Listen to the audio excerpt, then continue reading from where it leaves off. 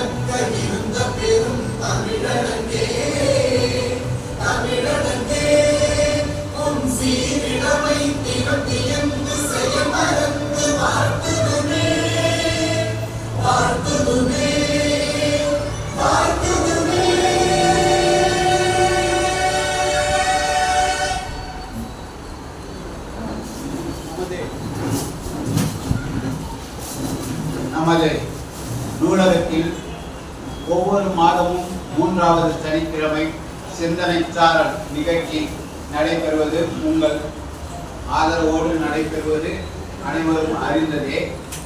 இந்த மாதம் 105வது சிந்தனைச்சாரல் நிகழ்ச்சி. 105 என்பது ஒரு சாதாரணமாக தெரியலாம், ஆனால் நடத்தும் பொழுது அவ்வளவு கடினமாக இருக்கும்.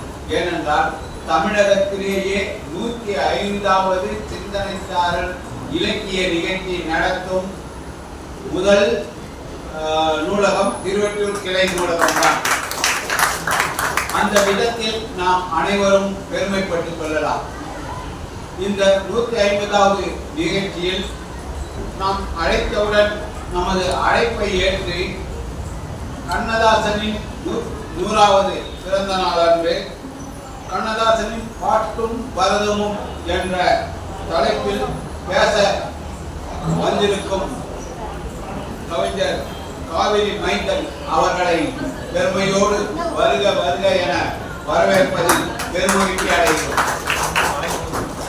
அதேபோல் நமது சிந்தனைச்சாரல் நிகழ்ச்சிக்கு ஒவ்வொரு மாதமும் ஆக்கமும் ஊக்கமும் எல்லா விதத்திலும் தடையின்றி நடத்த முன்முயற்சி எடுத்துக்கொண்டு இந்த இலக்கிய நிகழ்ச்சி தவறாமல் வருகை புரிந்து கொண்டிருக்கும் ஒருவர் ஜிவிஆர் ஐயா, அடுத்தது என்டி அவர்கள்.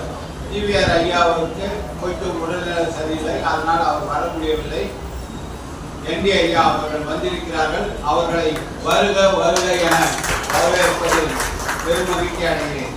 அதே போல் நமது வாசகர் வட்டத்தில் அனைவரையும் வருக வருக என வரவேற்பதில் பெருமகிழ்ச்சி அடைகிறேன். இன்றைய சிந்தனைச்சாரல் நிகழ்ச்சியில் எப்பொழுதுமே இந்த நிகழ்ச்சி துவங்கியதிலிருந்து இன்று வரை குழந்தைகளை பேச வைப்பதில் தான் நம்மளுடைய இது. இன்னைக்கு குழந்தைகள் யாரும் வரவில்லை, ஏன் என்று தெரியவில்லை. ஆனால் ஒரு குழந்தை வந்திருக்கிறான் பாட்டு பாடுவதற்காக. அபிரவ் அவர்களை வருக வருக என வரவேற்று பாடலை தரும்படி கேட்டுக்கொள்கிறேன்.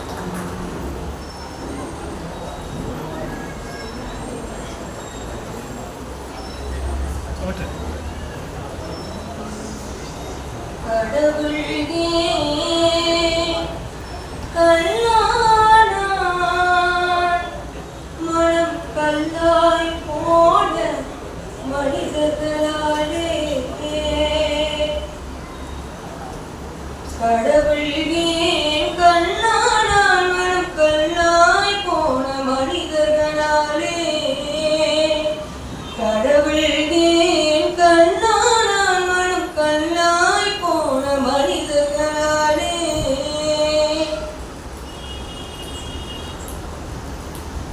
கொடுமையை கண்டவன் கண்ணை இழந்தான், அதை கோபித்து தடுத்தவன் சொல்லை இழந்தான். கொடுமையை கண்டவன் கண்ணை இழந்தான், அதை கோபித்து தடுத்தவன் சொல்லை இழந்தான். இரக்கத்தை நினைத்தவன் பொன்னை இழந்தான், இரக்கத்தை நினைத்தவன் பொன்னை இழந்தான். இங்கு எல்லோருக்கும் நல்லவன் தன்னை இழந்தான், எல்லோருக்கும் நல்லவன் தன்னை இழந்தான். கடவுள் ஏன் கண்ணானால் மனம் கல்லாய் போன மனிதர்களாலே.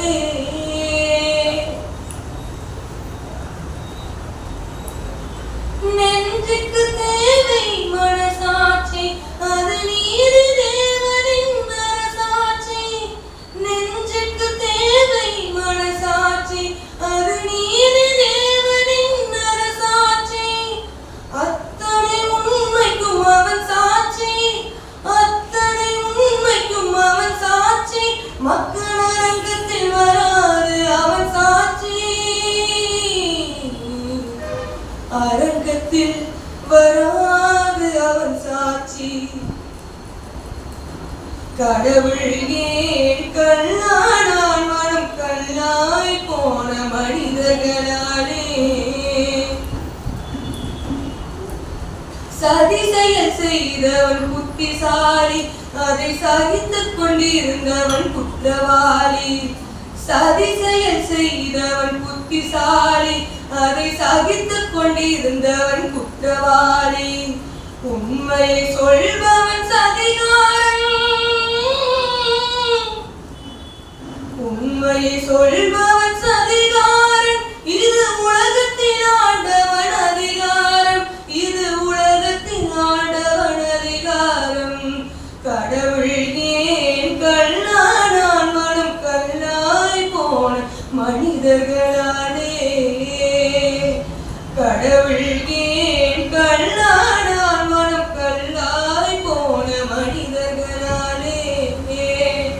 மனம் கல்லாய் போன மனிதர்களாலே.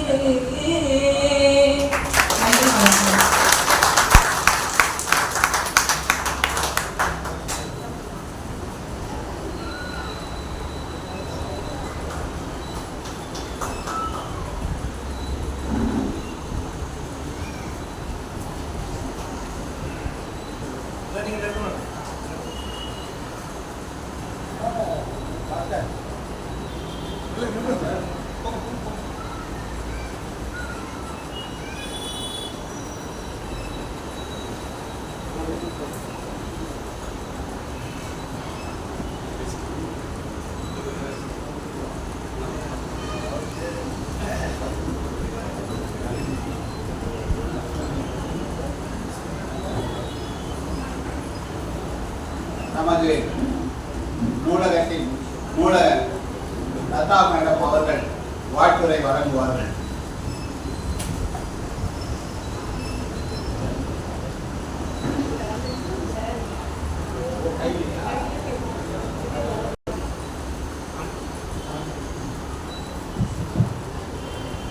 அனைவருக்கும் மாலை வணக்கம்.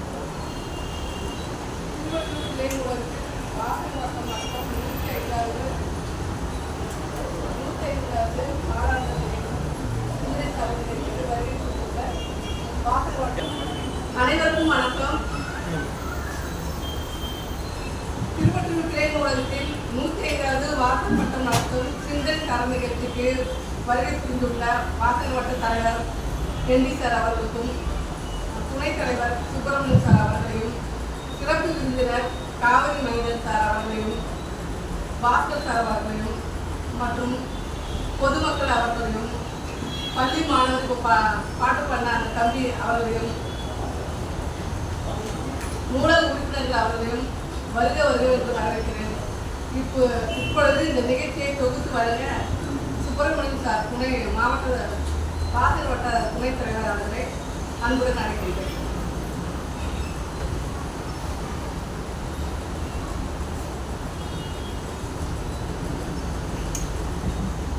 நமது வாசகர் வட்டத்தின் தலைவர் என்டி அவர்களை வாழ்த்துரை வழங்க அன்புடன் அழைக்கிறேன்.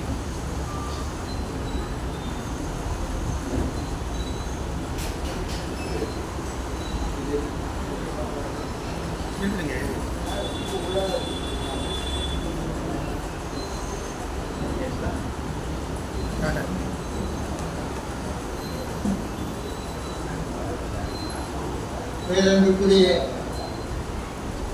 நமது நூலகத்தின் வாசகர் வட்டம் நடத்தும் 105வது நிகழ்வுக்கு வருகை கொண்டிருக்கிற பெருமக்கள் அத்தனை பேரையும் வருக வருக என அன்போடு வரவேற்கிறேன்.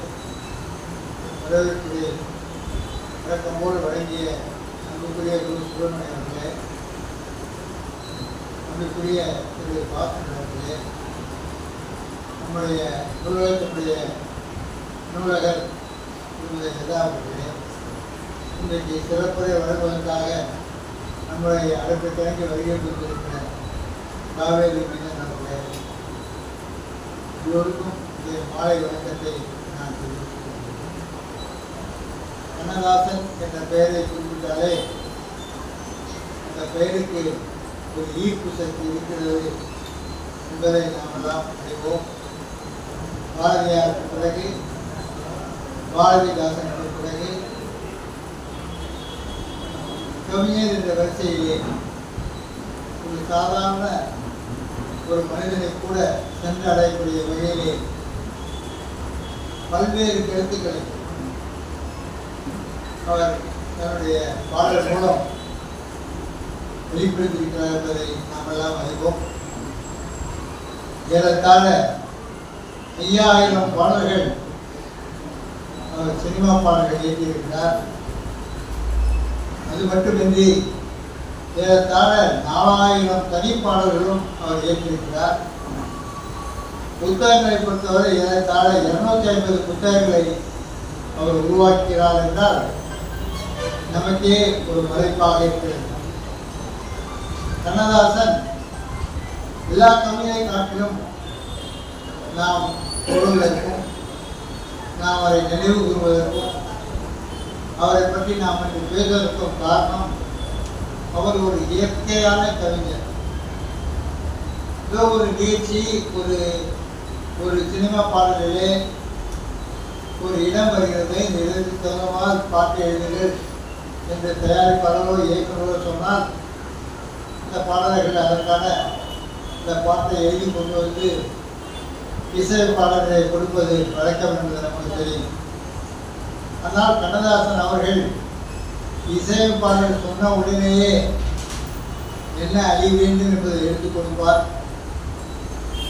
அது மட்டுமல்ல, இசையமைப்பாளர் மன நிறைவு அடைகின்ற வகையிலே அடுத்தடுத்து அடிகளை அவர் சொல்லிக்கொண்டே வருவார் என்பதை நாம் எல்லாம் கேள்விப்பட்டிருக்கிறோம். எனவே இயற்கையிலேயே எழுத்துவம் வாய்ந்த அவர் கூறியதை போல கவிதை தாயின் இளைய மகன் என்று அவர் குறிப்பிட்டதை போல உண்மையிலேயே நமக்கெல்லாம் அற்புதமான கவிதையை வழங்கியவர். சினிமா பாட்டிலே கூட ஆன்மீகத்தையும் தத்துவத்தையும் வாழ்க்கை கல்வியையும் கடவுளை பற்றியும் கருத்துக்கள் பற்றியும் நமக்கெல்லாம் மிக எளிமையாக கொண்டு வந்து சேர்த்தவர் நம்முடைய கவிஞர் அவர்கள். அவரை பற்றி இந்த நிகழ்ச்சி ஏற்பாடு செய்ததும் அதிலும் ஐயா காவேரி மைந்தன் அவர்கள் நம்முடன் வந்து அவரை பற்றி பேச இருப்பதும் நமக்கெல்லாம் மிக பெருமையாக இருக்கிறது.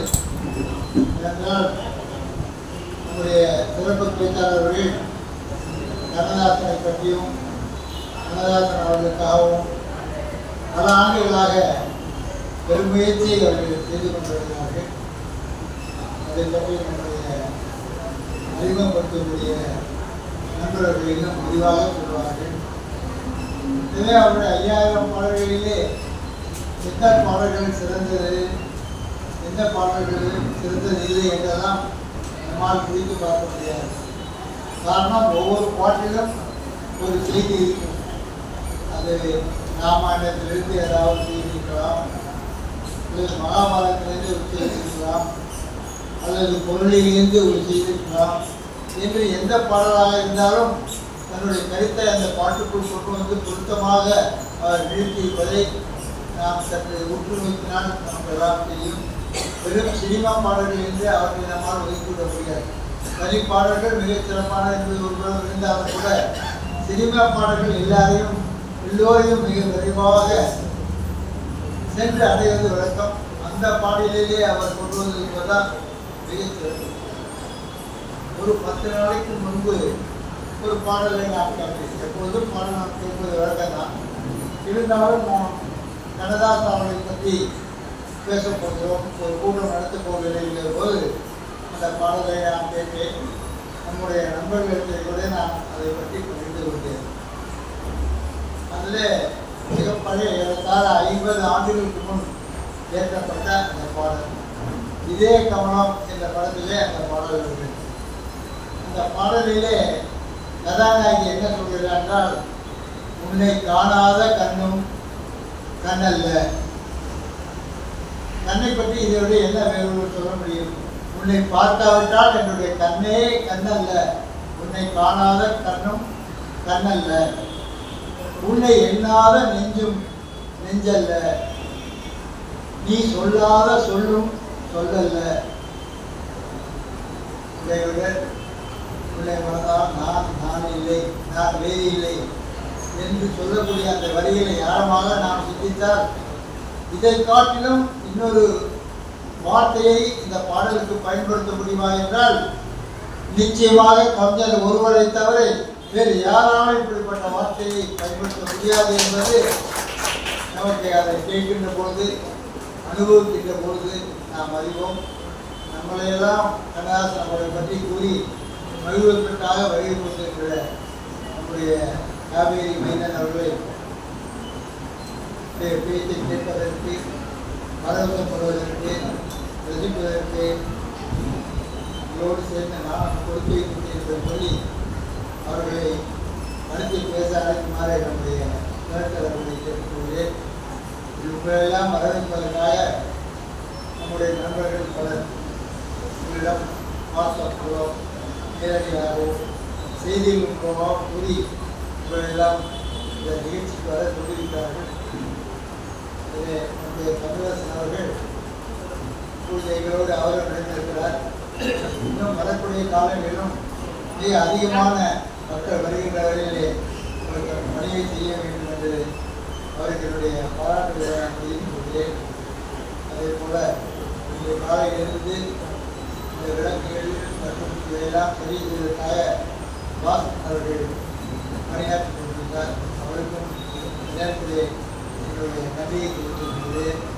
வழக்கம் போல எல்லா காரியங்களையும் குடும்பத்திற்காக செய்யக்கூடிய சுப்பிரமணிய அவர்களுக்கும் நமக்கெல்லாம் உறுதுணையாக இருக்கிற நம்முடைய நூலகர் திருமதி லதா அவர்களுக்கும் உங்கள் சார்பிலும் வாசகர்களுடைய சார்பாகவும் என்னுடைய நன்றியையும் வாழ்த்துக்களையும் நான் தெரிவித்துக் கொள்கிறேன். பலர் புதிதாக இன்றைக்கு வந்திருப்பதை காண்கிறேன். நீங்கள் தவறாமல் அடுத்த கூட்டத்திற்கும் வர வேண்டும் என்ற வேண்டுகோளையும் வைத்து உங்களுடைய நண்பர்களையும் அழைக்க வேண்டும் என்ற வேண்டுகோளையும் அத்துடன் இணைத்து என்னுடைய உரையை நிறைவு செய்கிறேன். நன்றி, வணக்கம்.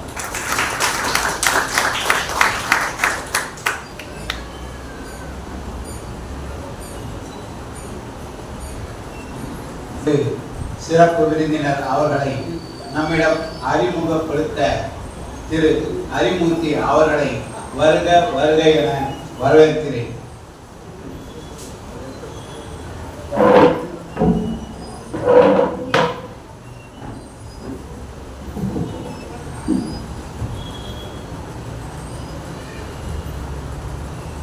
மேடையில் வீட்டிருக்கின்ற சான்றோர் பெருமக்கள் அனைவரையும், விழாவிற்கு வந்திருக்கின்ற சான்றோர்கள் அனைவரையும் வருக வருக என்ற அன்புடன் வரவேற்கின்றேன். அதற்கு முன்பாக ஒரு காவேரி மைந்தனுடைய அனுமதியோடு இன்று எனக்கு பிறந்த நாள் 67 இருந்து 66 முடிந்து 67வது பிறந்த நாள். என்னால் முடிந்தவரை ஏழை மாணவர்களுக்காக நோட்டு புத்தகமும் எழுதுகோளும் நூலகத்தினுடைய உதவியாளர்களுக்கு வழங்கியிருக்கிறேன். அந்த நோட்டு புத்தகத்தையும் எழுதுகோளையும் திரு காவேரி மைந்தன் ஐயா என்டி அவர்களுடைய திருக்கரங்களால் இந்த நூலகத்திற்கு வருகின்ற மாணவர்களுக்கு வழங்கும்படி மிக்க பணிவன்போடும் கேட்டுக்கொள்கிறேன். இந்த விழாவிற்கு வந்திருக்கின்ற கைலாஷ் செக்டர் வள்ளல் கோதண்டாமன் அவர்களே, தலைமை ஆசிரியர் உயர் திரு செல்வராஜ் அவர்களே, தமிழ் தியாகம் அவர்களே, பாபண்ணா அவர்களே, ஜெயநாடு திரு சீனிவாசன் அவர்களே, திரு யுவராஜ் அவர்களே, ஜெயநாடு மிஸ்டர் தமிழரசன் அவர்களே, அது மட்டுமல்லாமல் பூந்தோட்டத்தில் எங்களுடன் நடைபயிலுகின்ற பெரியவர்களே, மாணவ செல்வங்களே, உங்கள் அனைவருக்கும் முதற்கண் என் பணிவான வணக்கத்தை தெரிவித்துக் கொண்டு காவிரி மைந்தன் ஒரு அறிமுகம் என்ற ஒரு தலைப்பிலே உங்களுக்கு அவரை அறிமுகப்படுத்துவதில் பெருமைப்படுகிறேன். காவிரி மைந்தன் கிட்டத்தட்ட எனக்கு 10 ஆண்டுகளுக்கு மேலாக சிறந்த நண்பராக வைத்திருக்கிறார்.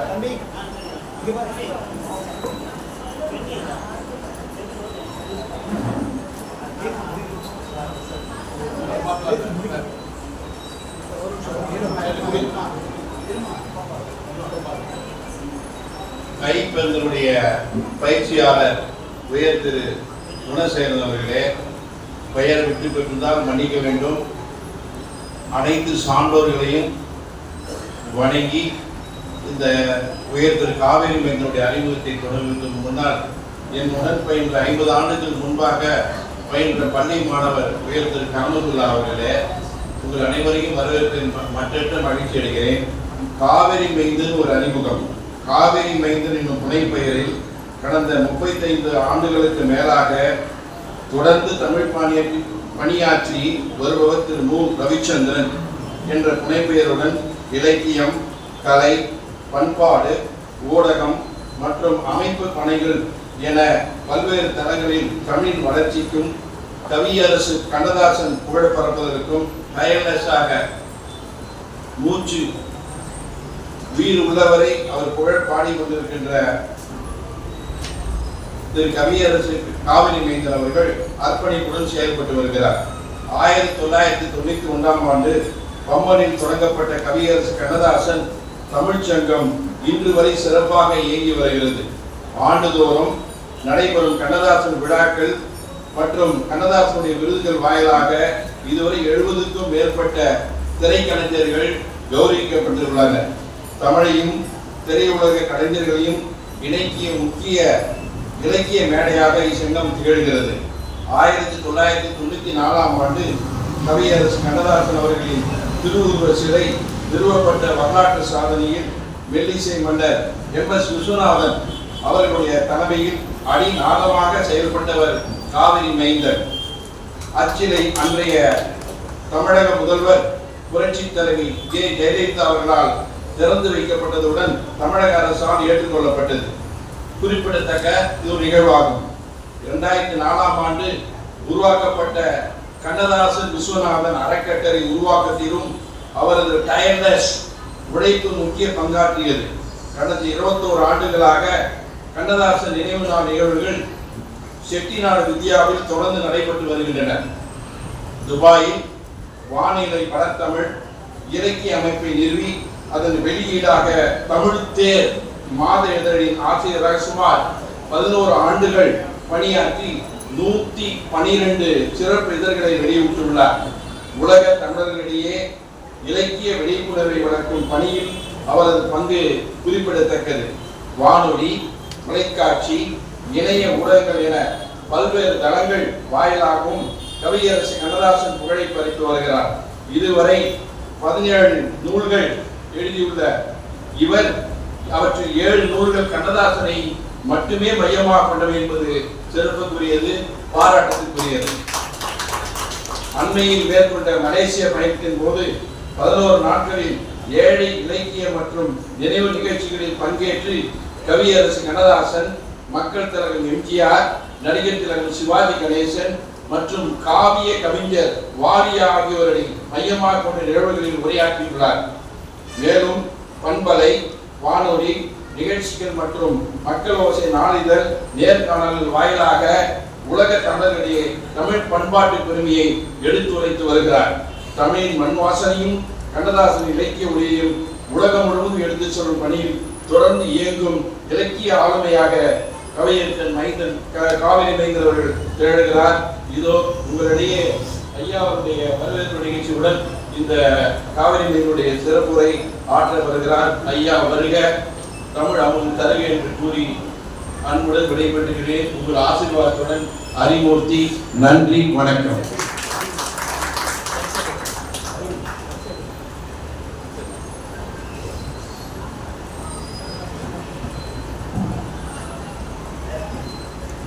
அவரை பாராட்டுபவர்களும் அவரை வாழ்த்துரை வழங்குபவர்களும் கடைசியாக வைத்துக் கொள்ளலாம். ஏனென்றால் இப்பொழுது ஆரம்பித்தால் அது நீண்டு கொண்டே போகும். மன்னிக்கவும்.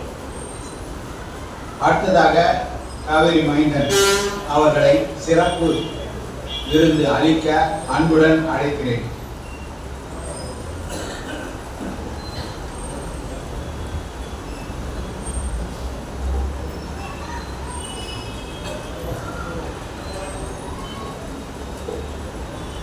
அன்பார்ந்த தமிழ் நெஞ்சங்கள் அனைவருக்கும் இனிய மாலை வணக்கம். இந்த நாள் என்னுடைய வாழ்க்கையில் ஒரு பொன்னாள் என்றே நான் குறிப்பிட விரும்புகிறேன். காரணம், கவியரசர் கண்ணதாசன் அவர்களுடைய புகழை பாடுவதை வாழ்வின் தலையாய பணி ஏற்றுக்கொண்டு 35 ஆண்டுகளாக அதை தொடர்ந்து செவ்வனே செயலாற்றிக் கொண்டிருக்கின்ற நேரத்திலே அவருடைய நூற்றாண்டு இன்னும் 3-4 நாட்களில் தொடங்குது. 24ஆம் தேதி அவருடைய பிறந்த நாள். அந்த பிறந்த நாளை ஒட்டி அதற்கு முன்மொழிதல் போல திருவொற்றியூர்ல இந்த நூலக வாசகர் வட்டம் நீங்கள் அதற்கு முன்னுரை வழங்கியிருக்கிறீர்கள் என்றால் இந்த விழா என்று சொன்னால் அது பெருமையாக இருக்கிறது. இன்னும் ஒரு சந்தோஷம் என்னவென்றால், வழக்கமாக கண்ணதாசனுடைய விழா 24ன்னா அதை ஒட்டி இருக்க சனிக்கிழமையில சென்னையில் ஏதோ ஒரு நல்ல ஒரு பெரிய ஹாலில் இது போல பொதுமக்கள் முன்னிலையில் அருமையாக நடத்துறது இந்த 34 வருஷமாக வழக்கமாக இருக்கு. அதில் இந்த வருஷம் என்னால் அப்படி நடத்தவே முடியலன்னாக்க அதுக்கான புள்ளிகளும் கோலங்களும் சரியாக அமையவே இல்லை. என்னமோ காரணம் தள்ளி போகுது. என்னென்னா, நூற்றாண்டு விழாவை வழக்கமான விழாவாக நடத்தக்கூடாது, இன்னும் நல்லா நடக்கும் போது அதுக்கான காரணிகள் சேர்ந்து வரல, அது கொஞ்சம் தள்ளி போகுது. இப்போ 19/7 என்று அது முடிவாயிருக்கு. அதை பற்றி பின்னாடி சொல்கிறேன். அந்த மாதிரி ஒரு நிலைமையில் இருக்கும்போது கவியரசர் அவர்கள் அவருடைய பரிபூர்ணமான ஆசைகள் எனக்கு இருக்கிறது என்பதற்கு அத்தாட்சியாக ஒரு 4 நாளைக்கு முன்னாடியே அதிகமாக நான் வந்திராத வடசென்னையில் ஒரு நூலக வாசகர் வட்டத்தில், அதுவும் 105வது விழாவில் ஒரு கண்ணதாசன் அவர்களை பற்றி ஒரு சிறப்புரை ஆற்றுவதற்கு ஒரு அருமையான வாய்ப்பு. 24ஆம் தேதி கண்ணதாசன் என்ன பண்ணுறாங்க, 24ஆம் தேதி அன்னைக்கு தான் அவருடைய பர்த்டே, நூற்றாண்டு தொடங்குது. காலை 9 மணிக்கு நானும் சரஸ்வதி ராமநாதனும் நாகப்பட்டினத்தில் கண்ணதாசன் தமிழ்ச்சங்கம், அது அங்கே உள்ள கண்ணதாசன் பேரவை நாகை தமிழ்ச்சங்கம் நடத்துகிற விழாவில் கண்ணதாசன் நூற்றாண்டு தொடர்பான சிறப்புரை ஆற்றுவதற்காக இருவரும் சேர்க்கிறோம். அதுலேயும் பார்த்தீங்கன்னா இந்த தொடங்குற நாள்லேயே அதற்கான ஆசீர்வாதம் அவர்கிட்ட எனக்கு கிடைச்சிருக்கு. அந்த செய்தியையும் இங்கே பரிமாறிக்கொண்டு என்னுடைய உரையை தொடங்குகிறேன். இங்கே வரவேற்பு அருகிய குரு சுப்பிரமணியன் துணைத் தலைவர் அவர்களுக்கும், தலைமையேற்றுள்ள என்டி என்று அழைக்கப்படுகின்ற என் துரைராஜ் அவர்களுக்கும், அவரெல்லாம் சிறப்பாக அதாவது தலைமை உரை என்று எடுத்துட்டா கூட பேருக்கு நான் வந்தேன் என்று இல்லாமல் இந்த விழாவில் என்ன பேசணும் அப்படிங்கிறது திட்டமிட்டு வகுத்து சிறப்பாக அவருடைய உரை அமைத்திருந்தது. அவரை நூலகத்தை குறிப்பிட்டு சொன்னேன், ஏன்னா நீங்கள் கூட இப்படி தான் பேசணும் அப்படின்னு சொல்லிட்டு இருந்தேன். அவ்வளோ நல்லா இருந்துச்சு. அதே போல முன்னிலை வைக்கின்ற திருமதி மு. லதா நூலகர் அவர்களுக்கும், திரு பா. வரதராஜன் அவர்கள் கௌரவ தலைவர், திரு எம். கோதட்டம் கொடையாளர் அவர்களுக்கும், திரு மதியழகன் கொடையாளர் அவர்களுக்கும், என்னை அறிமுகப்படுத்திய திரு நண்பர் ஹரிமூர்த்தி அவர் ஒரு 10 வருஷத்துக்கு மேலே கண்ணதாசன் விழாக்கள் நான் சென்னையில் நடத்தும் போது தொடர்ந்து அந்த விழாக்கள் எல்லாம் வந்துகிட்டே இருப்பார். ஒரு டிஃப்ரெண்ட் யூனிஃபார்ம் அவருடைய பரிச்சயமாக இருக்கும். இவர்னா இவர் பார்த்தாவே தெரியும், 10 பேர் 100 பேர் கடந்த ஒரு கருந்துச்சலாம் அப்படி ஒரு ஐடென்டிஃபிகேஷனோடு வந்தவர். ஒவ்வொரு விழாவிலையும் பேசுவார். சார் ஏதாவது முடிஞ்ச ஹெல்ப் பண்ணுறோம் சார், சொல்லுங்கள் சார், இங்கேயே சேர்த்துங்க சார் அப்படின்லாம் சொல்லுவார். தூரம் அதிகம். இப்போ நான் ஒரு நண்பரை சந்திக்கணும், பிரபுவரை சந்திக்கணும்னு நான் கம்மலில் நான் இருக்கேன், இவருக்கு காலடி கட்டில் இருக்க ஆரம்பிச்சுங்க. இங்கேருந்து நான் சந்திக்கிறத ஆரம்பித்தோம்னா நம்ம பார்க்க வேண்டிய ஆளுடைய டைம் மாறிடும். ஸோ அதனால் அந்த வாய்ப்புகள் இல்லாமல் இருக்குது. மற்றபடியாக அவருக்கும் எங்களுடைய தமிழ்ச்சங்கத்தோடு இணைந்த ஒரு நண்பர் என்று அவரை சொன்னாலும் கூட ஒரு பெருமிதம் உண்டு எங்களுக்கு. அப்படிப்பட்டவர். அதே மாதிரி இந்த நிகழ்ச்சியை திட்டமிட்டு வகுப்பதில் வந்து அரியோடு சேர்ந்து திரு பாஸ்கர் அவர்கள் அன்று முதல் இன்று வரை ஒரு மாசமா நான் கிட்டத்தட்ட பேசிட்டு இருக்கோம்னு நினைக்கிறேன். இதை பத்தி பேசி என்ன சார் எப்படி வச்சுக்கலாம், தலைப்பு என்ன வச்சுக்கலாம், எத்தனை மணிக்கு நீங்க வருவீங்க, வரதுக்கு வாய்ப்பு இருக்கா, நீங்க வந்து எந்த இது வருவீங்க, வந்தீங்கன்னா சொல்லுங்க, நாங்கள் அங்கிருந்து உங்களை பிக்கப் பண்ணிப்போம் அப்படின்னு எல்லா விஷயமும். அதாவது அக்கறை என்பது இப்படி இருந்தால் எங்களை கொண்டு எனக்கெல்லாம் முடிஞ்சாலும் நீங்க கூட்ட ஓடி வந்து அந்த மாதிரி ஆகலாமே. ஆனாலும் ஒரு அழகான அந்த உபசரிப்பு, அன்பு, அந்த வரவேற்பு என்பதெல்லாம் நினைக்கும் போது நிச்சயமாக மகிழ்ச்சியாக இருக்கிறது. அவர்களெல்லாம் நன்றியாக நன்றி. குறிப்பாக செல்வன் முகமது ரஃபீக் அவர்களை சொல்லணும். நீங்க பார்க்க அதாவது கண்ணதாசனுடைய பாடலை இசை இல்லாமல் அந்த பாடலை கொண்டு வந்து பாடுவதே பெரிய விஷயம். அது பாடி பெற்றால் எல்லோரும் கை தட்டணும். அதை தாண்டி அவன் செய்த ஒரு விஷயம் என்னவென்றால், நல்லா நோட் பண்ணிங்களான்னு தெரியல, வழக்கமான பாடல்ல என்ன இருக்கோ அது ஒரிஜினல் சொல்லுவாங்க. அந்த ஒரிஜினலை தாண்டி சில எக்ஸ்ட்ரா முடிக்கிற இடமா இருக்கட்டும், ஆரம்பமாகட்டும், நியூயான்சஸ் என்ற ஆங்கிலத்தில் சொல்வார்கள், நுணுக்கங்கள், இது வந்து பாடலே இல்லை. ஆனால் சரியாக பொருத்தி அது வந்து வித்தியாசமாகவோ ஆடாவோ இல்லை. அது ஒரு என்ன தேவையில்லாமல் ஏதோ பண்றாங்கன்னு சொல்லாமல் எல்லோரும் பாராட்டுகின்ற வண்ணமாக அமைந்ததுக்காக அவருக்கு ஒரு நல்ல எதிர்காலம் இருந்தது. நான் வந்து ஒரே ஒரு சின்ன உதவின்னு சொல்ல மாட்டேன், ஒரு டூல். அப்படின்னா நம்ம வந்து மாதந்தோறும் பாட்டு பாடலாம் வாங்க, திரைசை திருவிழா அப்படிலாம் நிறைய நடத்திட்டு இருக்கோம். சாந்தி மேடம் வந்திருக்காங்க, என்னுடைய இலங்கை தோழி, அவங்களுக்கு நன்றி. அவங்க வந்து அவங்களுக்கு தெரியும் அந்த நிகழ்ச்சியில் நடத்துறதெல்லாம். ரஃபீக்கு வந்து கொண்டு வர வேண்டிய பொறுப்பு சாந்திக்கு கொடுத்தாங்க. ஏன்னா நான் வந்து இங்கே தேடி அவனை பிடிச்சிக்க முடியாது. சாந்தி நீங்கள் பார்த்தீங்க, அவனை கொண்டு வாங்க, நல்லா பாடுறான், அவனுக்கு ஒரு வாய்ப்பு கொடுப்போம். அந்த யூடியூப்ல வந்து பாடுற பாட்டு பதிவாகி உலகம் அது பர்மனெண்ட்டாக இருக்கும் யூடியூப்ல. அதுதான் நம்ம கொடுக்குற ஒரு விஷயம். இது போன்ற இளைஞர்களுக்கும் புதுசாக பாடுறவங்களுக்கும் நல்ல, அதாவது இசை அறிவு இருக்குன்னா அவன் இசையை படித்தானே எனக்கு தெரியாது. ஆனால் எந்த இடத்திலும் பிழை இல்லை, அழகாக பாடினார். அவருக்கு வாழ்த்துக்களும் பாராட்டுகளும். தொடர்ந்து நீங்கள் பாடுங்க, நிச்சயமாக முன்னுக்கு வர முடியும். அது பழைய பாடல் தான் இருக்கணும்னு அவசியம் இல்லை. ஆனால் பழைய பாடலை பாட்டாத கருத்து இருக்கும், அதையும் பாடுங்க. புது பாடல் உங்களுக்கு பிடிச்சிருந்தா தாராளம் பாடுங்க, நாங்கள் தடைப்பட விரும்பல. சரி, நாம இன்னைக்கு விஷயத்துக்கு வரலாம். கண்ணதாசன் காலமகள் தந்த கவிதை மகன். தமிழகத்தில் எத்தனையோ கவிஞர்கள் பிறந்து வளர்ந்து வாழ்ந்து மறந்திருக்கிறார்கள். அத்தனை கவிஞர்களும் இங்கே கூட தலைமையேற்ற இந்திய அவர்கள் குறிப்பிட்டிருந்தார்கள். கிருபானந்த வாரியார் என்ற ஒரு மாமேதையையும் பாரதிதாசன் என்கிற மாபெரும் கவிஞரையும் தொட்டு அந்த வரிசையிலே நாம் கண்ட கவிஞர் என்று அவர் குறிப்பிட்டார். அவருக்கு நன்றி. ஆன்மீகத்தையும் நாட்டிகத்தையும் இரண்டையும் அனுபவித்து தன்னுடைய கவிதைகளில் சொன்ன ஒரே மனிதர் கண்ணதாசன். மற்றவங்களாம் ஏதாவது ஒரு சைடு நின்றுட்டு பேசினவங்க, ரெண்டு சைடு வரல. அதனாலதான் கண்ணதாசனால் சில விஷயங்களை வந்து ரொம்ப அழகா பண்ண முடியுது. பூனை குறுக்கே போனது, பூனை குறுக்கே போனது, சகுனம் சரியில்லை என்றான். யாருக்கு என்றது பூனை, யாருக்கு என்றது பூனை. இறைவன் இருக்கின்றானா மனிதன் கேட்கிறான், அவன் இருந்தால் உலகத்திலே எங்கே வாழ்கிறான், எங்கே வாழ்கிறான். நான் ஆஸ்திகனானேன், அவன் அகப்படவில்லை. நான் ஆஸ்திகனானேன், அவன் அகப்படவில்லை. நான் நாத்திகனானேன், அவன் பயப்படவில்லை. இந்த வரியில ஒரு முக்கியமான ஒரு நுணுக்கம் இருக்கு. எத்தனை பேர் அதை உங்களால கண்மூடி குடிப்பாருங்க. யாரையும் வந்து சாதாரண ஆட்கள் நான் நினைச்சு சொல்ல இந்த வார்த்தையை நாம பலமுறை பல பாடல்களை கேட்கிறோம். அதன் நுணுக்கங்கள் எல்லாம் பார்ப்பதற்கு நம்மளுடைய பரபரப்பான வாழ்க்கையில வந்து அந்த அளவுக்கு நம்ம ஃபோக்கஸ் பண்ண மாட்டோம், அட்டென்ஷன் கொடுத்துருக்க மாட்டோம். அதனால இப்ப வந்து இந்த அடுத்த ஒரு மணி நேரம் என்பது இந்த பாடல்களை பற்றியெல்லாம் ஒரு விரிவான அலசல். எனக்கு தெரிந்ததை உங்களோட பகிர்ந்து கொள்ளதான் வந்திருக்கிறது. எனக்கு தெரிஞ்சதை உங்கள்கிட்ட சொல்ல வரல, சரிங்களா? எனக்கு கண்ணதாசனுக்கு ரசிகர் என்றால் அதுக்கு வந்து எனக்கு சில உரிமைகள் இருக்கு. நான் 35 வருஷமா தொடர்ந்து செயல்படுறேங்கலாம் இருந்தாலும் கூட தமிழ்நாட்டு தமிழ் தெரிந்தவர்கள் 40 வயசுக்கு மேல உள்ளவங்க எல்லாருக்குமே வந்து கண்ணதாசன் சொந்தம். அவருக்கு வந்து அந்த சொந்தம் தமிழ் மூலமாக கிடைத்த சொந்தம். அந்த சொந்தத்துக்கெல்லாம் யாருமே வந்து தனியா பாகம் கொண்டாட முடியாது. என்ன, எனக்கு வந்து கண்ணதாசன் ரொம்ப பிடிக்கும். கண்ணதாசன் ஒருவேளை மேல போய் சந்திச்சானாக்க நம்பர் 1 கண்ணதாசன் டிவோட்டினா காவிரி மைந்தன் அவர் சொல்லணும்னு ஆசைப்படுவேன். அது வந்து நான் 24 hours அவருக்கு திங்க் பண்றதாலையும் செயல்படுறதாலையும் எனக்கு ஒரு ஏற்பட்ட உணர்வை தவிர வேற ஒன்றும் இல்லை. ஆனால் கண்ணதாசன் பற்றி உங்களுக்கு தெரியாத விஷயம் ஒன்றும் இல்லை. இப்போ நம்ம வந்து இன்னைக்கு வந்து ஒரு சில பாடல்களை தொட்டு காட்ட போகிறோம். அந்தந்த பாடல்களை பார்க்கும்போது நாம இந்த பாடலை எத்தனோ முறை கேட்டிருக்கோம்.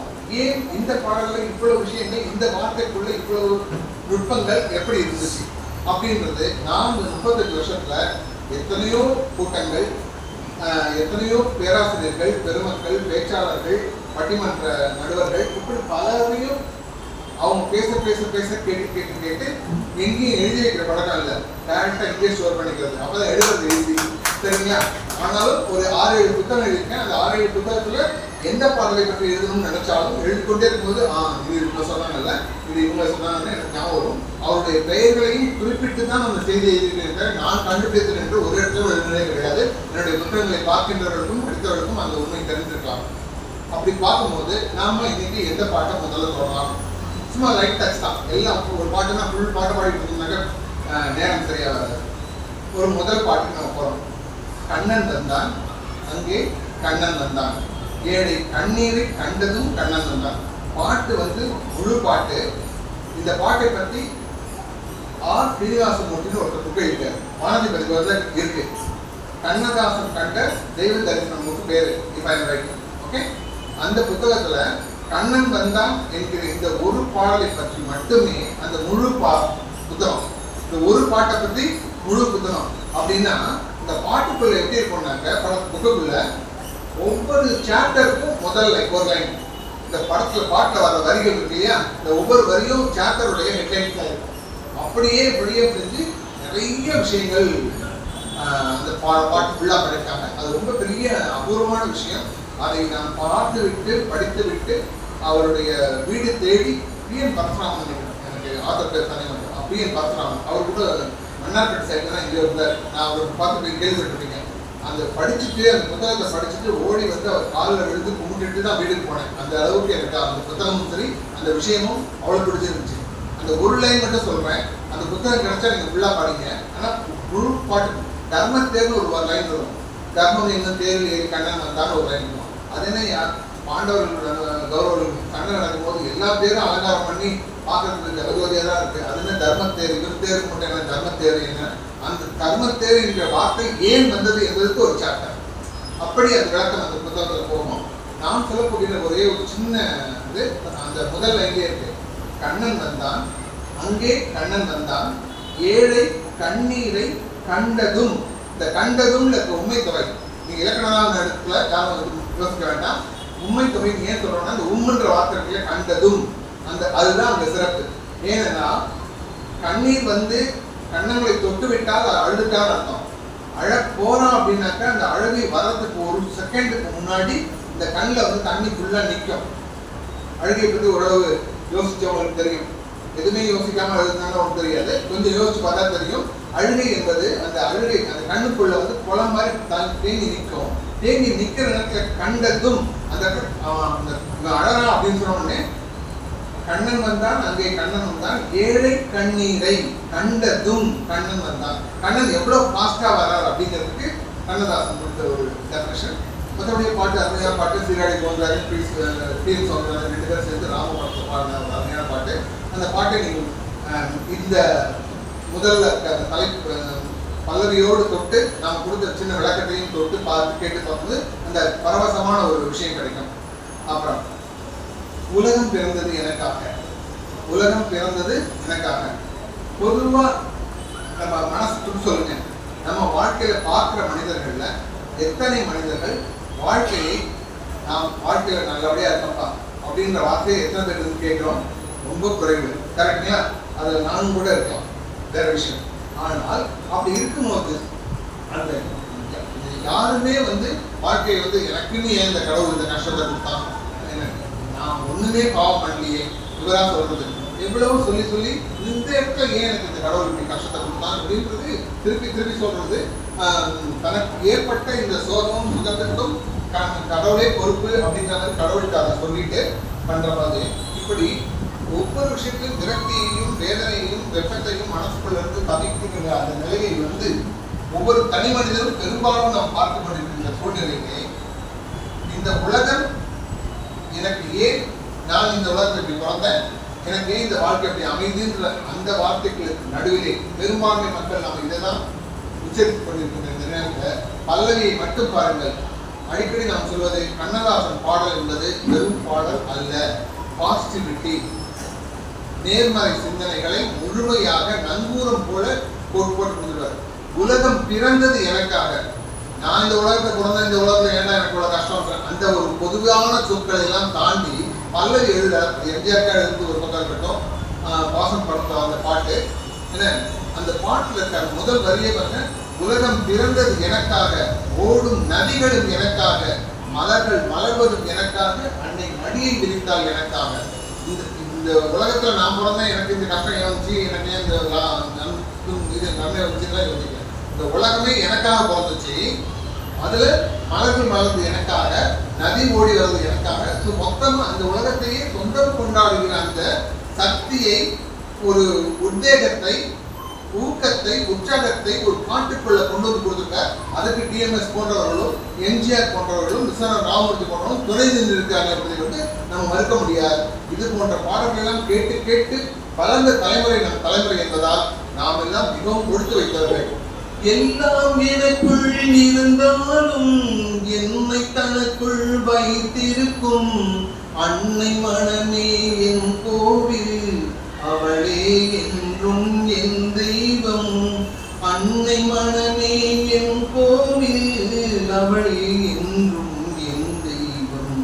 உலகம் பிறந்தது எனக்காக, ஓடும் நதிகளும் எனக்காக. நல்லாக்கா?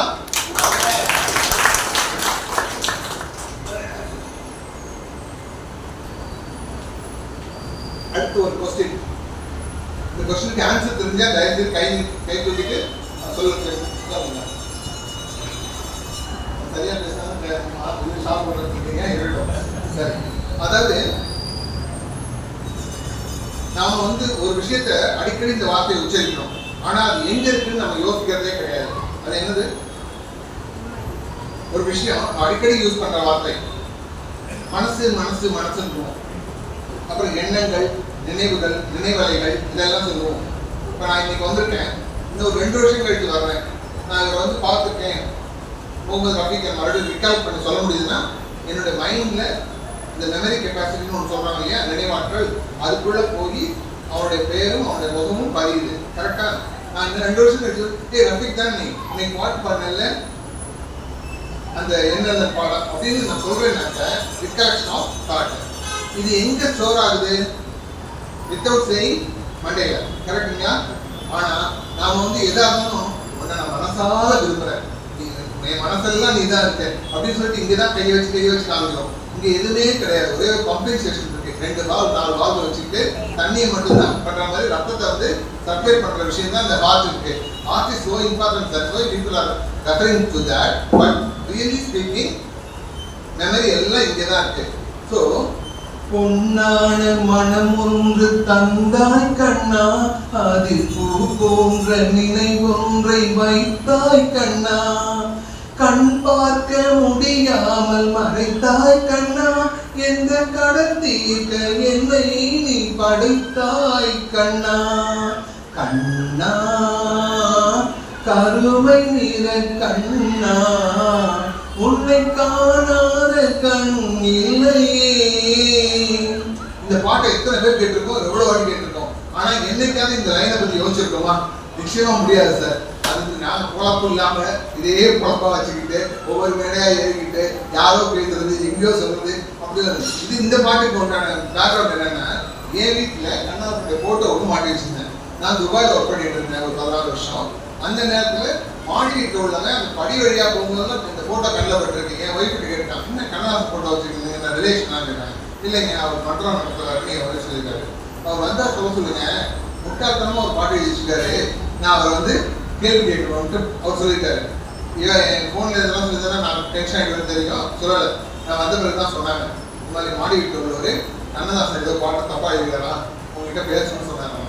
முதல்ல எனக்கு எடுத்த உடனே யாரோ ஒருத்தர் சொல்லக்கூடாது, நம்ம டக்குன்னு அது பதில் சொல்ற கெப்பாசிட்டி நமக்கு இருக்கான்னு பார்க்கணும்.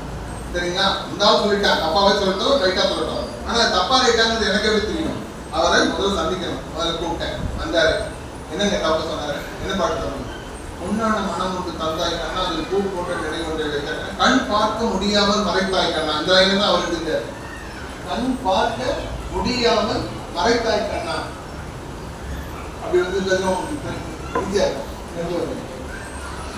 கண் பார்க்க முடியாமல் மறைத்தாய் கண்ணா எந்த கடன் தீர்க்க என்னை நீ படைத்தாய் கண்ணா இந்த கண் பார்க்க முடியாமல் மறைத்தாய் கண்ணா ஒரு லைன் இருக்குல்ல இந்த ஒன் லைன் அந்த மனுஷனுக்கு எடுத்துக்கிட்ட ஒரு லைன் கண் பார்க்க முடியாம மறைச்சிட்டாரு தெரியும் முட்டாள்தனமா இல்லையான்றது அவருடைய கேள்வி நிச்சயமா அவர் கேட்ட நிமிஷத்துல எனக்கு அதுக்கான பதில் தெரியல நம்ம எங்க ஒத்துட்டு இருக்கோமா சொல்லுங்க அது செய்ய மாட்டோம் உடனே மண்டைக்குள்ள ஒரு ஒர்க் பண்ணுது என்னமோ தேடுவோம் இவர் சொன்னது வந்து கண்டிப்பா அப்படி கண்ணன் வந்து தப்பா எழுத மாட்டான்றதுல 100% நம்ம ஷியரா இருக்கோம் அப்போ இந்த ஆளுக்கு நம்ம பதில் கொடுக்கணும் பதில் எனக்கு அந்த நிமிஷத்துக்கு தெரியல தெரியலன்னு சொல்லி சொன்னா நம்ம இந்த இலக்கிய மன்றம் நடத்துறதுக்கு லாயக்கு இல்லை அப்போ யோசிச்சு கொஞ்ச நேரம் டைம் பாஸ் பண்ற மாதிரி நீங்க அப்படி பார்க்க கூடாதுங்க படம்னா முதல்ல படத்தை பார்க்கணும் அந்த காட்சியை பார்க்கணும் சுச்சுவேஷன் பார்க்கணும் கேரக்டர் என்ன சொல்லுது இந்த பாட்டுக்கு முன்னாடி லைன் என்ன சொல்லுது பின்னாடி லைன் என்ன சொல்லுது அப்படின்னு அவர்கிட்ட ஜஸ்டிஃபிகேஷன் பண்ணி நான் டைம் பாஸ் பண்ணனே தவிர உண்மை அதுதான் பொன்னான மனம் என்று தந்தாய் கண்ணா என்னது நம்ம வந்து மனசு பொன்மன செம்மல் சொல்றோமா இல்லையா நல்ல மனசு சொல்றோம் தங்கமான மனசுக்காரன் சொல்றோமா இல்லையா இப்போ என்டி மாதிரி சரியா சோ அப்போ வந்து அந்த தங்கமான மனசு பொன்னான மனசு சொல்றோம் இல்லையா அந்த விஷயம் எங்க இருக்கு மனசு நமக்கு கை வைக்கிறோம் ஆனா இங்க இல்ல உண்மையில இங்கதான் இருக்கு பொன்னான மனம் என்று தந்தாய் கண்ணா முதல் அர்த்தம் புரியுதா ரெண்டாவது லைன் பூ போன்ற நினைவொன்றை வைத்தாய் கண்ணா மெமரியில வந்து சிப்பெல்லாம் இருக்கு இப்போ நம்ம பார்க்குறோம் கம்ப்யூட்டர்ல வந்துருக்கு டெக்னாலஜி வளர்ந்துருக்கு அதுல வந்து மெமரிஸ்லாம் ஸ்டோர் பண்றோம் எதை வேணாலும் ரெக்கார்ட் பண்ணோம் இமேஜ் எடுக்க முடியுது ஃபைல் எடுக்க முடியுது ஆடிட்டிங்ல இருந்து என்னென்னமோ பண்றோம் சரிங்களா அதெல்லாம் அந்த காலத்துல இல்ல இந்த பாட்டு எழுதும் போதெல்லாம் இதெல்லாம் இல்ல அப்ப எழுதாரு பொன்னான மனம் ஒன்று தந்தாய் கண்ணா அடுத்த என்ன பூ போன்ற நினைவோட மென்மையான நினைவுகளை எல்லாம் அதுல வச்சிருக்கியே கொடுத்துருக்கியே அதை தான் என்னால கண்ணால பார்க்க முடியல மனசையும் கண்ணால பார்க்க முடியல நினைவுகளையும் கண்ணால் பார்க்க முடியல அதுதான் இப்ப இந்த பாட்டு லைன் நாளைக்கு ஒன்னா எடுத்து படிச்சு பார்த்தீங்கன்னா அர்த்தம் புரியும் புரியுதுங்களா சோ இதை தான் வந்து சொல்லிட்டு உடனே அவர் அப்படியா சார் நான் தப்பா நினைச்சிட்டேன் சார் எப்படி தப்பா நினைக்கிறேன் கண்ணா தப்பா எழுதவே மாட்டாரு சொன்னேன் இப்போ நான் ஒரு முறை வானொலி நிகழ்ச்சி வழங்கும் போது டக்குன்னு ஒரு மனசுல ஏதோ ஒரு இது அனுபவம் தான் வாழ்க்கையில எவ்வளவு அடிபட்டாலும் அந்த அனுபவத்துல சில விஷயங்கள் தெரியும் அதுல வந்து ஒரு சின்ன விஷயம் அந்த கோபத்தை நம்மளால அடக்க முடியாமல் இருந்ததுக்கு நாம கொடுத்த பலி இருக்கு இல்லையா அல்லது அது கொடுத்த விலை இருக்கு இல்லையா ரொம்ப ரொம்ப அதிகம் சரியாக சொன்னால் அன்னைக்கு டேட் 1 லட்சம் ரூபாய்க்கு போயிட்டு இருக்கு நான் 35,000 ரூபாய்க்கு வாங்கின லேண்டு ஒரு 15,000 ரூபாய் அப்பா கிட்ட தான் வேற யார்ட்டையும் இல்லை அவர் கேட்டது கொஞ்சம் இதாக உரிமையா கேட்டிருக்கலாம் அதை வந்து எனக்கு சரியா எடுத்துக்க முடியாம இப்படி கேட்டாரு நம்மள போய் கேட்டாருன்னு அவசரமா அந்த லேண்டை அன்னைக்கே கொண்டு போய் 1 லட்சம் உள்ள லேண்டை 90,000 வித்துட்டு அந்த இதை முடிச்சேன் இன்னைக்கு அது 2.5 கோடி சரிங்களா அப்போ வாழ்க்கையில் வந்த கோபம் படிவதற்கு முன்பாக வாழ்க்கையில் பாதி தொலைந்து போகிறது அது இன்னும் சரியா ஞாபகம் அவ்வளவு கோபம் இருக்கு இல்லையா அந்த கோபம் வடிந்து முடிவதற்குள் அது முடியறதுக்குள்ள வாழ்க்கையில பாதி தொலைஞ்சு போகுது நம்ம கொஞ்சம் அந்த நேரத்தில் கண்ட்ரோல் பண்ணிட்டோம்னா இந்த இது வந்து என்ன பண்ணலாம் நம்மளால வந்து நிறைய விஷயங்களை சேவ் பண்ணலாம் we are not losing anything அந்த விஷயம் வந்து ரொம்ப அழகான ஒரு விஷயம் அதுக்கு வந்து என்ன சொல்றாருனாக்க குழந்தைக்கு சொல்லும் போது அந்த விஷயத்தை எப்படி சொல்றாரு ஒரு குழந்தை படத்துல வந்து குழந்தையும் தெய்வம் படம் அதுல வந்து இந்த கோபத்தை பற்றி ஒரு லைன் சொல்றாரு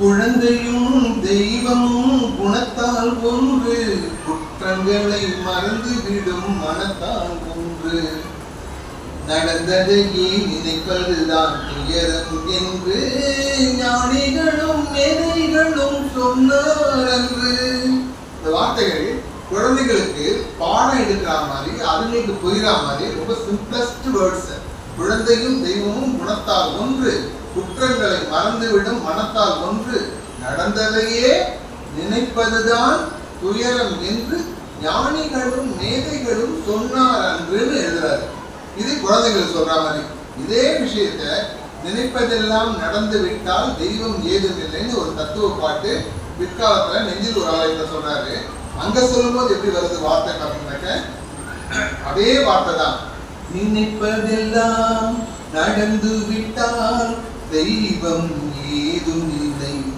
நடந்ததையே நினைத்திருந்தால் அமைதி என்றும் இல்லை.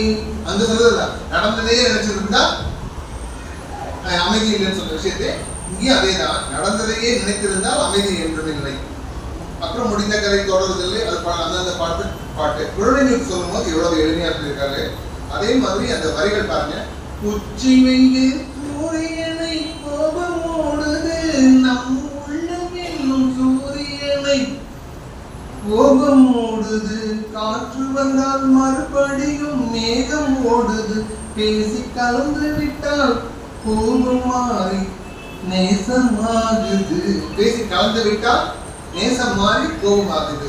இந்த வரி ரொம்ப ரொம்ப முக்கியம். ஸோ நம்ம ஒருத்தர்கிட்ட பேசாம இருக்கிறதுனால தான் பிரச்சனைகள் வளர்ந்து கொண்டே இருக்கின்றன. அந்த பிரச்சனைகளுக்கு தீர்வு காணணும்னா சம்பந்தப்பட்டவங்ககிட்ட பேசினாவே அந்த தீர்வு கிடைக்கும்ன்றது குழந்தையின் தீர்வு படத்துல சொல்லியிருக்காரு. இதே பாட்டு ஒரு அடுத்த பாட்டு ஒன்று சொல்றேன், இதை நான் சிலபஸ்ல வச்சு கொண்டு வரல இன்னைக்கு, ஆனால் ஞாபகம் வருது. ஆண்டவன் கட்டளை ஒரு படத்துல ஒரு பாட்டு, அமைதியான நதியினிலே ஓடம். இங்க அமைதியே இருக்காது, அது ஒரு விஷயம். அமைதியான நதியினிலே ஓடம் அந்த பாட்டுல ஒரு லைன் வருது சார். இதை யாருமே அவ்வளவு கிளியரா நோட் பண்ணிருக்க வாய்ப்பே குறைவுதான். என்ன சொல்றேன்னா, அது அமைதியான நதியினிலே ஓடம் ஓடும், அளவில்லாத வெள்ளம் வந்தாடும், காற்றினிலும் மழையினிலும் கலக்க வைக்கும் இடையினிலும் கலகினிலே ஒதுங்கி நின்றால் வாழும் போய் போய். அந்த பாட்டுல நல்லா யோசிச்சு பாருங்க. பொதுவா நீங்க யோசிச்சீங்கன்னா இந்த பாட்டு எப்படி வரும்னாக்க, ஒரு டூயட் பாட்டு, ஒரு ஹீரோ ஹீரோயின் 2 பேர் சேர்ந்து பாடுற டூயட். நம்ம பொதுவாக டூயட் பாட்டு தான் கரெக்டா. ஆனா இது உண்மையிலே டூயட் பாட்டே கிடையாது, சிச்சுவேஷன் சாங். ஏன்னா யாராவது பாட்டில் முதல் எடுத்து புயல் வருது, மழை வருது, காற்று அடிக்குது, கரையில் போய் உட்காந்துப்போம் சொல்லவே மாட்டாங்க. இதுல அவ்வளவு பல்லவிலே இருக்கு. ஆனா நம்ம டூயட் சாங்கை தான் இன்னும் கொண்டாடிட்டு இருக்கோம், கேட்டுட்டு இருக்கோம், சந்தோஷப்படுறோம். அதான் சொல்றேன், எந்த ஒரு விஷயத்தையும் அவர் கொடுக்கிற அந்த பாங்கு இருக்கு இல்லையா, நம்மை ரசிக்க வைக்கிறது, அதுலதான் இருக்கு. அது அந்தியே மயங்கி விடும், காலையில் தெளிந்து விடும். Note the point. அந்தியில் மயங்கி விடும், காலையில் தெளிந்து விடும், அன்பு மொழி பேசிவிட்டால் கும்பல் நிலை மாறிவிடும், அன்பு மொழி பேசிவிட்டால் கும்பல் நிலை மாறிவிடும், அமைதியான நதியினிலே ஓடும். இது சொல்ல வந்த விஷயம், கணவன் மனைவி அவங்களுக்குள்ள ஏற்பட்ட சச்சரவுகள், சண்டை, பிரச்சனை இல்லாத குடும்பம் கிடையாது. அப்ப என்ன சொல்றான், அந்தியில் மயங்கி விடும், காலையில் தெளிந்து விடும். நடுவில் என்ன நடக்குதுன்னு கேட்கக்கூடாது, அவங்களுக்கு தெரியும். அந்தியில் மயங்கி விடும், காலையில் தெளிந்து விடும், அன்பு மொழி கேட்டு விட்டால் துன்ப நிலை மாறிவிடும். அப்ப பேசிடுறாங்க, ஒருத்தருக்கு ஒருத்தர் மனம் திறந்து பிரச்சனை எல்லாம் இல்லாம சரிப்பா விடுப்பான். எவ்வளவு விஷயம் இருக்கு இல்லையா, அந்த விஷயங்கள் தான். அதை ரொம்ப அழகா சொல்றாரு. இந்த பாட்டுக்குள்ள கூட அதே விஷயத்தை தான் ஏற்கனவே சொல்லிட்டாரு. கலந்து விட்டால், பேசி கலந்து விட்டால் கோபம் மாறி நேசமாகுது குழந்தைக்கு சொன்ன விஷயம். அங்க சொல்வது ஆண்டவன் கட்டளையில் கனவு மனைவிக்கு சொல்லியிருக்காரு அப்படிங்கிறது தான் அந்த சொல்ல வந்த விஷயம். எனக்கு இந்த நினைப்பதில் நடந்து விட்டார் பாட்டில் ஒரு 4 லைன் ரொம்ப ரொம்ப பிடிக்கும். பல்லவி நேச்சுரலி ஃபார் எவரிவன், பட் அந்த செகண்ட் ஸ்டான்ஸா இருக்கு இல்லையா வார்த்தை, இங்கதான் கண்ணதாசன்ற ஒரு பெரிய கவிஞர் நமக்கு தென்படுகிறார். மற்றபடியா யாரோ ஒருத்தவங்க என்னன்னா பல்லவி எழுதியெல்லாம் பாட்டை ஹிட் பண்ணிடலாம், படத்துல ஓட்டியெல்லாம் காசை வாங்கிட்டு போயிடலாம். பட் ஒரு தத்துவத்தை, வாழ்க்கையுடைய முகமூடிகளை கிழித்து இதுதான் வாழ்க்கைன்னு அள்ளி போடுறார் இல்லையா, அங்கேதான் கண்ணதாசன். எங்கே வாழ்க்கை தொடங்கும், அது எங்கே எவ்விதம் முடியும், இதுதான் பாதை, இதுதான் பயணம் என்பது யாருக்கும் தெரியாது. எங்கே வாழ்க்கை தொடங்கும், அது எங்கே எவ்விதம் முடியும், இதுதான் பாதை, இதுதான் பயணம் என்பது யாருக்கும் தெரியாது.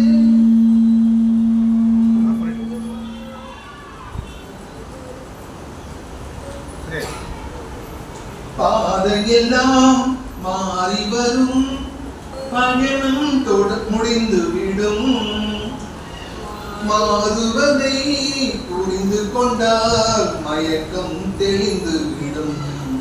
உறக்க சொல்கிறேன் கண்ணதாசனை, பாடல்கள் ஒவ்வொன்றும் வாழ்க்கை பாடங்களே என்று எழுதி வச்சிருக்கேன். அப்புறம் அடுத்த பாட்டுக்கு போகலாம் சார். ஏன்னா நான் வந்து I want to cover many songs. ஏன்னா உங்களுக்கு வந்து இப்போ அந்தந்த பாட்டை கேட்கும்போது காவிரி ஞாபகம் வேண்டாம், கண்ணதாசன் பாட்டுக்கு வரணும். கண்ணதாசன் எவ்வளோ நுட்பமாக இருக்காரு மட்டும் உங்களுக்கு வந்தாலே என்னுடைய வெற்றி. அது என்ன சொல்றாருன்னா, சார் காதல் சிறகை காற்றில் இருந்து வான விதியில் பறக்கவான்னு ஒரு பாட்டு. அதை எடுத்தோம்னா காவிரி மேகமே வாய்நாடு செல்லாயோ ஊர்வரம் போட்டு முத்தவரை காணாயோ அருமையாக ஆரம்பிக்கும். அப்படிப்பட்ட ஒரு அருமையான படம் பாலுப்படமும் 1961 உருவாகி வெளிவந்த படம். 1961 பிறந்தனால எனக்கும் அந்த படத்துக்கு ஒரு பெரிய பந்தம் இருக்குன்னு நான் நினைச்சுக்குவேன். பத்தாவது இந்த படத்துல கேரக்டர் ரவி சாந்தி, என்னுடைய பேர் ரவிச்சந்திரன் ஒரிஜினல் பேரு, என் ஒய்ஃப் பேர் ஒரிஜினல் பேரே சாந்தி தான். ஸோ அதனால ரவி சாந்தி இதெல்லாம் வந்து 1961 எழுதப்பட்டிருக்குன்ற மாதிரி நான் ஃபீல் பண்ணது உண்டு. நான் பேச நினைப்பதெல்லாம் நீ பேச வேண்டும், நாளோடும் பொழுதோடும் உறவாட வேண்டும், நான் காணும் உலகங்கள் நீ காண வேண்டும், நீ காணும் பொருள் யாவும் நானாக வேண்டும். இதை விட கணவன் மனைவியுடைய அன்பையும் தாம்பத்தியத்தையும் அந்த உறவை பெருமை பற்றி சொல்வதற்கு வரிகளே கிடையாது. இன்னும் ஒரு ரகசியத்தை சொல்கிறேன். இந்து கல்யாணங்கள்ல ஒரு ஐயரை வச்சு நம்ம பண்ணும்போது ஒரு மந்திரத்தை சொல்வார். அந்த ஆளு மாங்கல்யம் தந்துனா மதகேதனான்னு ஒரு மந்திரம் கேள்விப்படுமா? அந்த மந்திரத்துக்கு அர்த்தம் ஒருவேளை சொல்றதுக்கு தெரியுமான்னு எனக்கு தெரியாது, கேட்ட நமக்கு சுத்தமா தெரியாது. சுத்தி இருக்க ரிலேஷன் ஃப்ரெண்ட்ஸ் யாருக்குமே தெரிய வாய்ப்பு இல்லை. ஏன்னா சமஸ்கிருதம். சமஸ்கிருதத்தை சொல்லப்பட்ட அந்த வரிகளை அப்படியே எழுதி வைத்து 16 வரிகள், அந்த 16 வரி பாடலான நான் பேச நினைப்பதெல்லாம் எடுத்து வச்சுக்கனாக்க இதனுடைய தமிழாக்கம் அந்த பாடலின் உண்மையை இந்த சபையில் சொல்கிறேன். இது சொன்னவர் எங்களுடைய அமைப்பின் தலைவி டாக்டர் சரஸ்வதி ராமதாஸ் தான் முதல் சொன்னாங்க. அதனால அதை ஒரு மேற்கோள் காட்ட விரும்புகிறேன். இப்போ நாம எடுத்துக்கிட்ட பாட்டு அதே படத்துல காதல் சிறகை காட்டி இருக்கு. வைரமுத்து அவர்கள் ஒரு முறை ரேடியோவில் தேன் கிண்ணம் வழங்குறார். அதனால தேன் கிண்ணம் இருக்கும், சிறப்பு தேன் கிண்ணம் வரும். அதில் இது போன்ற பிரமுகர்களை கூப்பிட்டு பேச வைப்பாங்க. இப்போ வைரமுத்து பேசிய போது நான் கேட்டு அதை எழுதி வச்சிருக்கேன். நான் எனக்கு கிடைக்கிற விஷயம்லாம் எழுதி வைக்க மாட்டேன். வைரமுத்து மறந்துடக்கூடாதுக்காக எழுதி வச்சேன். என்ன சொல்லுவாருனாக்க, ரொம்ப அருமையான விஷயம். வாழ்க்கையில் உன்னுடைய கடைசி ஆசை என்னவென்று யாரேனும் கேட்டால் இந்த பாடலை ஒலிக்க விட்டு இந்த அறையை விட்டு எல்லோரும் வெளியே சென்று விடுங்கள், இந்த பாடலை கேட்டுவிட்டே கண்மூடிக் கொள்கிறேன் என்று வைரமுத்து அவர்கள் தேன் கிண்ணத்தில் சொன்ன சொல் இன்னும் வாழ்வில் அங்கே பதமாக இருக்கு. ஸோ எப்படின்னு சொன்னாக்க, அந்த ரெக்கார்ட் பிளேயர்ல அந்த முள் போய் சுத்துதா இல்லை இதயத்துல வந்து சுத்துதான்னு தெரியல அப்படிங்கிற வார்த்தையும் அவர் சொன்னாரு. அப்படிதான் அந்த பாட்டு. என்ன எண்ணங்களாலே பாலம் அமைத்து இரவும் பகலும் நடக்கவா, இத்தனை காலம் பிரிந்ததை எண்ணி, இத்தனை காலம் பிரிந்ததை எண்ணி, இரு கை கொண்டு வணங்கவா, இரு கை கொண்டு வணங்கவா. பிரிந்தவர்களை பத்தி பேசும்போது என்ன வரிகளை சொல்றாங்க? எண்ணங்களாலே பாலம் அமைத்து இரவும் பகலும் நடக்கவா, இத்தனை காலம் பிரிந்ததை எண்ணி இருக்கை கொண்டு வணங்கவா. அடுத்த லைன் தான் அங்கதான் எகைன் ஒவ்வொரு பாட்டிலையும் கண்ணதாசன் எழுதின புல்சாம் கண்ணதாசன் ஆனாலும் அவருடைய பஞ்ச் ராஜமுத்திரைன்னு சொல்லுவோம் இல்லையா, அந்த முத்திரை இங்க இருக்கு. பிரிந்தவர் மீண்டும் தேர்ந்திடும் போது அழுதால் கொஞ்சம் நிம்மதி, பேச மறந்து சிலையாயிருந்தால், பேச மறந்து சிலையாயிருந்தால் அதுதான் காதல் சன்னதி, அதுதான் தெய்வத்தின் சன்னதி சொல்லிட்டு அதுக்கப்புறம் காதல் சன்னதி முடிச்சிருப்பாரு.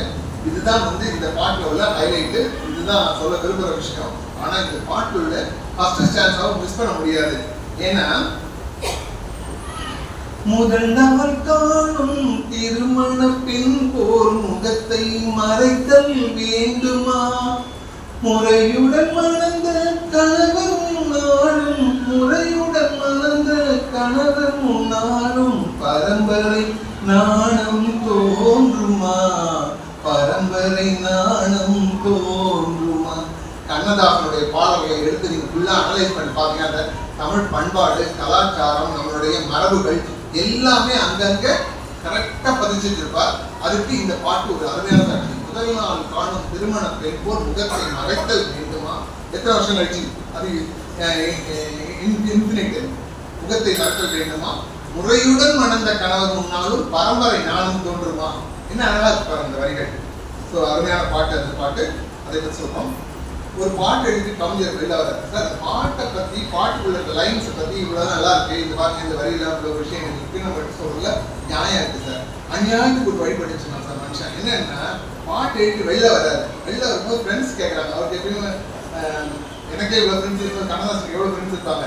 ஸோ அந்த ஃப்ரெண்ட்ஸ் எல்லாம் என்ன கேட்கறாங்க, கவிஞர் என்ன பாட்டு எழுதுங்க, ஒருத்தி ஒருவனை நினைத்து விட்டால் அந்த உறவுக்கு பேர் என்ன, சாரதா படத்துக்கு எழுதிட்டாரு.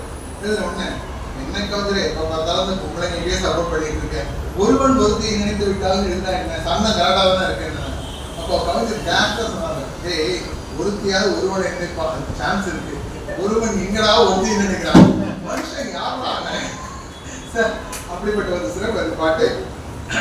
ஒருத்தி ஒருவனை நினைத்து விட்டால் அந்த உறவுக்கு பெயர் என்ன, காதல். அந்த ஒருவன் ஒருத்தி மணந்து கொண்டால் அந்த உரிமைக்கு பெயர் என்ன, குடும்பம். நினைத்தவன் அவளை மறந்து விட்டால் அந்த நிலைமையின் முடிவென்ன, துயரம். பிரிந்தவன் மீண்டும் சேர்ந்து விட்டால் அங்கு பெண்ணின் நிலை என்ன, மௌனம்.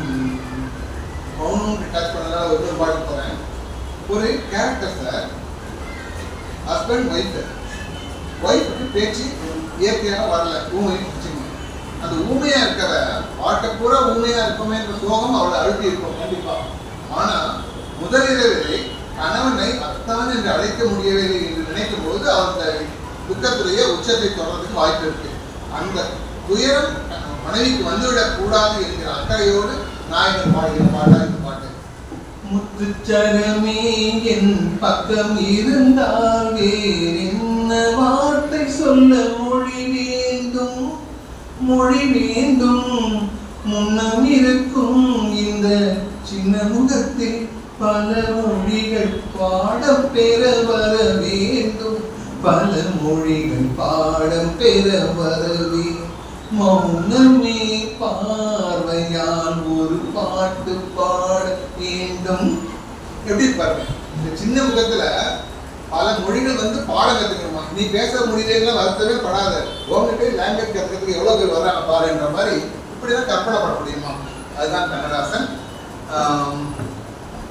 ஐயா பேசும்போது கூட உன்னை காணாத கண்ணும் கண்ணத என்ன படம், இதே காலத்துல அவர் சொன்ன ஒரு விஷயம், நீ சொல்லாத சொல்லும் சொல்லல, கண்ணதாசன் சொல்லாத சொல் சொல்லே கிடையாது நம்மளை பொறுத்தளவு.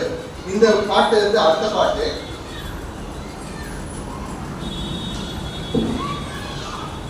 களவியல் யுத்தத்தை கண்ணதாசன் காட்டியது போல வார்த்தைகளிலே மற்ற எந்த கவிஞரும் காட்டவில்லை என்பது என்னுடைய கருத்து. மேபி ரைட் ஆகலாம், நீங்க சொல்லுங்க. தேந்தி மகிழ்ந்தி போராடி தலை தீவி முடித்தேன் நீராடி, கண்ணத்தை பார்த்தேன் முன்னாடி, பட்ட காயத்தில் சொன்னது கண்ணாடி, மலர்கள் நனைந்தன பனியாலே. அந்த 4 லைன்ல இல்லாத விஷயமே கிடையாது. ஆனா ஒரு இடத்துல கூட பிரசம் இல்லாமல் வார்த்தைகள் அவ்வளவு கௌரவமா இருக்கு. அது கண்ணதாசன். இன்னொரு விஷயம், இந்த பாடலை பற்றிய செய்தி எனக்கு கொடுத்தவர் ஹிந்தியில ரயில்வே ஸ்டேஷன்ல வெயிட் பண்ணும்போது யாரோ ஒரு மனிதர், அவங்க பேர் பார்த்து அப்படின்னு ஞாபகம் இருக்கு. எனக்கு அவர் மறுபடியும் நான் சந்திக்கவே இல்லை, அவருடைய நம்பர் கூட வரலாம் இல்லை, அப்பெல்லாம் மொபைல் இல்லை நினைக்கிறேன். ஸோ ஹிந்தி பார்த்து சொன்னாலும் நான் என்னோட புத்தகத்தை பதிவு பண்ணும்போது எழுதிருக்கேன். அவர் யாருன்னு எனக்கு தெரியல. சரிங்களா, என்ன சொல்ல வர்றாருன்னா, அவருக்கு இந்த பாட்டுல முதல் 4 லைன் முருகனை பத்தி இருக்கும், அடுத்த 4 லைன் இயற்கையை பத்தி இருக்கும், அடுத்த 4 லைன் கன்னடா பத்தி இருக்கும், மறுபடியும் வந்து பல்லவி வரும். இப்படி ஒவ்வொரு பேராலையும் இந்த மாதிரி டிஃபரன்ஸ் காமிச்சிருக்காரு அப்படின்ற விஷயத்தை அவர் தான் சொன்னார். நம்ம கூட அந்த பாட்டை கவனிக்கும் போது அப்படி கவனிக்கல. ஸோ மதர்கள் நினைந்த பணிகள் எனக்கு வாழ்க்கையில் கிடைச்ச பெரிய பாக்கியம் கண்ணதாசன் புகழ் பாடுறது. அதை தாண்டி விமர்சனோடு 18 வருஷம் நேரடியான நட்பு அல்லது தொடர்பு எப்படியான வச்சுக்கலாம். அப்போ 94 கண்ணதாசன் செலவைக்கும் போது அவரோட சேர்ந்து நிறைய விஐபிஸ் என்று அழைக்கின்ற பிரபுகள் வீட்டுக்கெல்லாம் பிறந்ததும் அவங்க சந்திக்கிறதுக்கு வாய்ப்பு கிடைச்சது. அப்படி போய் சந்திக்கும் போது ஒரு முறை இயக்குனர் ஸ்ரீதர் அவர்களை சந்திக்கிறதுக்கு வாய்ப்பு. இயக்குனர் ஸ்ரீதர் அவர்களை நம்ம 2 வெங்கட்ராமன் டி நகர் அப்புல்லா அட்ரஸ், இப்போ அது அப்பார்ட்மெண்ட் ஆகிடுச்சு. அந்த அட்ரஸ்ல போய் அவர் பார்க்குறோம். எம்எஸ்சி கூப்பிட்டு போனாரு, நாங்கள் போனோம். போய் பார்த்து பேச வேண்டிய விஷயம் பேசி முடிச்சாச்சு. பொதிகையில் வந்து ஒரு வீக்லி ஒரு ப்ரோக்ராம் வச்சு கண்ணதாசன் பற்றி என்ன தான் நடத்தினாரு. அதுக்காக அவர்கிட்ட ஒரு பிட்டு வாங்கினதுக்காக அவர் பேச வச்சு வளர்ந்தது. அந்த இதுக்காக போய் கேட்க போனோம். அவர் முடிஞ்சது வா காவிரி போகலாம் அப்படின்னாரு. இல்லை சார், நீங்கள் ஸ்ரீதரை எப்போ வேணாலும் நினச்சா அப்படி பார்ப்பீங்க. என் வாழ்க்கையில் ஒரே ஒரு தடவை நினச்சிருக்கு, இன்னொரு முறை வந்து அவர் பார்க்கறதுக்கு வாய்ப்பு இருக்குன்னு தெரியாது. நான் கொஞ்சம் பேசுவேன், நீங்கள் கிளம்புங்க. அவர் யாரையும் நம்புற ஆள் கிடையாது. அதனால நான் உட்கார்ந்து சீக்கிரம் பேசிட்டு வா அப்படின்னாரு. என்ன பேச போறேன்னாரு. கண்ணதாசனை பற்றி பேசணும், எம்ஜிஆர் பற்றி பேசணும், ரெண்டு தான் அப்படின்னு சொல்லிட்டு பேசினேன். கண்ணதாசனை பற்றி சில விஷயங்கள் கேட்டேன். அவர் அதுக்கும் சில கருத்துக்கள்லாம் சொன்னார், பிரமாதமான விஷயங்கள். இப்போ இந்த பாட்டுக்கு மட்டும் அதற்காக நான் நேரத்துக்கு ஆரம்பிக்காது அங்கே வர்றேன். விடிய கதை எழுது. இந்த படம் வந்து உரிமைக்குரல் எல்லாருக்கும் தெரியும். உரிமைக்குரல் படத்தில் எல்லா பாட்டுமே வாலி, எல்லா பாட்டுமே வாலி. ஒரு பாட்டு கூட கண்ணதாசன் கிடையாது. படம் வந்து எடுத்து முடிச்சாச்சு. பூசணிக்காய் ஒன்று சுற்றுலாங்கனாக்க படம் முடிச்சிட்டாங்கன்னு அர்த்தம். அதான் அந்த ஷூட்டிங்கில் நார்மல் மரபு. அப்போ அந்தபடி பண்ணிட்டாங்க. எம்ஜிஆர் வீட்டுக்கு போயிட்டாரு. அப்புறம் அவருக்கு தோணுது, ஐயோ இந்த படத்தில் ஒரு கனவு சாங்கே வைக்கலையே. அப்போ உள்ள ரசிகர்கள் வந்து எத்தனை கனவு சாங்கு, எத்தனை ட்ரெஸ் மாத்துறாரு, என்ன மியூசிக், என்ன சவுண்டு, ஹிட்டா இல்லை, அதெல்லாம் கேட்கக்கூடிய டைம். எஸ்பெஷலி டிஸ்ட்ரிபியூட்டர்ஸ் இதெல்லாம் கேட்டு தான் வாங்குவாங்க அந்த காலத்தில். அப்போ வந்து கேட்கும் போது எம்ஜிஆருக்கு தோணுது, ஐயோ நம்ம இவ்வளோ நடிச்சு கொடுத்த அந்த உரிமைக்குள்ள ஒரு நாள் கனவு சாங்கு சொல்லவே இல்லையே. அப்போ மறுபடியும் ஸ்ரீதர் கூப்பிட்டு, ஸ்ரீதர் இந்த மாதிரி கனவு சாங் இல்லை மிஸ் ஆகுது, நான் மறுபடியும் காட்சி தரேன், ஒரு நாள் 2 நாளாக தரேன், நீ எடுத்துக்கோ அப்படின்னாரு. அவர் ஸ்ரீதர் சொல்றாரு, இது வந்து எம்ஜிஆர் நடிச்ச படமா இருக்கலாம், ஆனால் ஸ்ரீதர் படம், ஸ்ரீதர் படத்துல எப்பவுமே கனவு கிடையாது, அதனால வராதுட்டாங்க. அப்போ கவிஞர் இவருக்கு எம்ஜிஆருக்கு என்ன பண்ணணும்னு தெரியல. சரின்னு சொல்லி போனை வச்சுட்டு அவரே எல்லா டிஸ்ட்ரிபியூட்டருக்கும் ஃபோன் பண்ணி உரிமைக்குள்ள படம் ரெடியா இருக்கு அப்படின்னா அடுத்த நிமிஷம் அவன் என்ன கேட்பான், எத்தனை ஃபைட் சார், எத்தனை டூயட் சாங் சார், எத்தனை கனவு சீங்க, எத்தனை ட்ரெஸ் மாத்துனீங்க, எல்லாம் இதெல்லாம் என்ன கேட்கக்கூடாது, இயக்குனர் கேட்கணும். எல்லாருக்கும் அவர் நம்பர் கொடுத்தாரு. 2-3 நாளாக அவர் வீட்டில் ஒரே ஃபோன், ஒரு ஃபோன் தான், வேற வழி இல்லாமல் மறுபடியும் எம்ஜிஆர் ஃபோன் பண்ணி மறுபடியும் கால் ஷீட் கொடுங்கன்னாரு. இல்லைப்பா நான் அடுத்த கால் ஷீட் போயிட்டேன், என்கிட்ட டைம் இல்லை, ரொம்ப போனால் ஒரு 1/2 டே வேணா தர்றேன், அது நீங்கள் பழகினதுனால 2 நாளில் இப்படிங்க எடுக்க முடியும், என்ன செட்டிங் பண்ண முடியும் அப்படின்னாரு. இவர் கோபத்தில் சொல்கிற மாதிரி நினச்சிக்கிட்டாரு. இவர் கேஷுவலாக இருக்காரு. வானத்துலேருந்து ரச்சை கட்டிட்டு பறக்கிற மாதிரி போடுறேன்னு ஒரு casual word. But he has taken so seriously and made it that way. நீங்கள் படத்தில் பாருங்க, விழியே கதை எழுது கண்ணீரில் எழுதாதே மஞ்சள் பாடம் தென்றல் சாட்சி உனக்காகவே நான் வாழ்கிறேன். இவ்வளோ அருமையான பாட்டு, ஒரு மென்மையான பாட்டுன்னா மெல்லிசை மன்னரை பொறுத்தவரை நான் பார்த்ததுல நம்பர் 1 சாங் இந்த சாங் தான். ஏன்னா அவ்வளோ மென்மை இருக்கும். தீபம் எரிகின்றது, ஜோதி தெரிகின்றது, காலம் மலர்கின்றது, கனவு பலிக்கின்றது, எண்ணத்தில் என்னென்ன தோற்றம், நெஞ்சத்தில் நீ தந்த மாற்றம். இதை விட எளிமையான வார்த்தைகள் இருக்கா? ஏதாவது ஒரு வார்த்தை ஹார்ட்வேர்ட் இருக்கா பாருங்க. எல்லாமே தி சிம்பிளஸ்ட் வேர்ட்ஸ். ஆனால் அந்த மொத்த பாட்டையும் வாழை எழுதியும் கல்யாண வலை கொண்டு வலை வச்சு கொண்டு அருமையான பாட்டு. இன்னைக்கு அதை பாராட்டுறதுக்கு நிறைய விஷயம் இருக்கு. ஆனால் இந்த மொத்த பாடலையும் அடிச்சுட்டு போச்சு இந்த ஒரு பாட்டு. ஏன்னா விடிய கதை ஜேசஸ் வித் சுசீலா அவ்வளோ அம்சமான பாட்டு. எத்தனை முறை கேட்டாலும் சரிக்காது. நேர் விருப்பம்னு அந்த காலத்தில் 4 மணிக்கு போடுவோம். நீங்கள் நல்லா ஞாபகம் இருக்கணும்னு நினைக்கிறேன். நல்லா யாரெல்லாம் அனுபவிச்சிருக்கீங்க யோசிச்சு பாருங்க. 4 மணிக்கு நேர் விருப்பம்னு சொல்லிட்டு முதல் பாட்டு எந்த பாட்டு வருதோ அதுதான் அந்த ட்ரெண்டிங் சொல்கிறாங்களா இப்போ, அதில் வந்து the best song of the time. அப்போ முதல் பாட்டுக்கு யாரெல்லாம் நேயர்கள் விரும்பி கேட்டாங்க லிஸ்ட் படிப்பான் பாருங்க. படிப்பான் 4:20 வரைக்கும் படிப்பான். 4:20 வரைக்கும் படிச்சுட்டு 4:21 தான் இவர்கள் விரும்பி கேட்ட இந்த பாடல் உரிமைக்குரல் திரைப்படத்தை கே.ஜே. யேசுதாஸ் சுசீலா பாடிய மெல்லிசை மன்னர் இசையமைத்து கண்ணதாசன் எழுதிய பாடல் சொல்லுவோம். இது முடிக்கிறதுக்கு 4 பாட்டு போட்டிருக்கலாம். 4 பாட்டு எல்லாம் பண்ணி ஒரு பாட்டு வந்ததுக்கு இந்த பாட்டுக்கு பேசுறது சரியா? ரோஜா மலரே ராஜகுமாரி இந்த பாட்டு தருண் சாரோட நேரடியாக பாடுறதுக்கு ஒரு வாய்ப்பு எடுத்து எல்லா புகழும் கண்ணதாசனுக்கு. இல்லைன்னா அவங்க ரூம்குள்ள கூட யாரும் போய் பார்க்க முடியாது சார். அவ்வளோ கெடுபடிகள் இருக்கும். அவங்களுடைய வாழ்க்கையும் அப்படி வச்சுக்கோங்களேன். ஸோ எம்எஸ்பியோடு சேர்ந்தும் கண்ணதாசன் சில விஷயமாகவும் அறக்கட்டளை விஷயமாகவும் பல முறை பேசியிருக்கோம். அப்போ அவருக்கு ஒரு நல்ல பழக்கம். போன உடனே எந்த மேட்டருக்கு வந்தோமோ அதை பேச மாட்டார். ஃபஸ்ட்டு காஃபியோ டீயோ கொடுப்பாரு. அப்புறம் வந்து அன்னைக்கு பேப்பரில் அவர் செய்திகளை பற்றி பொதுவாக பேசுவார். ஒரு ட்ரெண்டு, ஒரு கன்ஜீனியல் அட்மாஸ்பியர் என்று ஆங்கிலத்தில் சொல்வார். ஒரு நல்ல இணக்கமான சூழ்நிலையை உருவாக்கிட்டு தான் எதிர விஷயமோ இல்லை ஒரு சாதாரண விஷயமோ பேசுறதே அப்பதான் பேசுவாங்க. அது அவங்க கிட்ட நம்ம கற்றுக்க வேண்டிய விஷயம். என்ன அழகான ஒரு விஷயம்னா இந்த ரோஜா மலர் ராஜகுமாரி பாட்டுக்கு படம் பேரு வீர திருமகன். ஞாபகம் இருக்குங்களா? பிபி சித்ரா. அதுல என்ன செய்தின்னா வீர திருமகன் அப்படிங்கிறது படம் ரிலீஸ் ஆகி 1 வீக் ஆயிடுச்சு. செகண்ட் வீக்ல போஸ்ட் ஓட்டுறாங்க. போஸ்ட் ஓட்டுறோம் வெற்றி ஓட்டணும். வீர திருமகன் வெற்றிகரமான 2வது வாரம் போட்டிருக்கணும். இதன் போட்டிருக்கணும் போடாம ரோஜா மலர் ராஜகுமாரியை பெருசா போட்டு அந்த பாடல்கள் எல்லாம் லிஸ்ட் பண்ணிட்டு டிபார்ட்மெண்ட் பெருசா போட்டு படம் வேற அளவுக்கு பெருசா போட்டு இப்பாடல் இடம்பெற்ற வீர திருமகன் இந்த தேட்டர்ல 4 காட்சிகள் 3 காட்சிகள் போட்டாங்க. அப்படி ஒரு சிறப்பு இந்த பாட்டுக்கு. ரோஜா மலரே ராஜகுமாரி ஆசை கிளியே அழகிய ராணி அருகே வரலாமா வருவதும் சரிதானா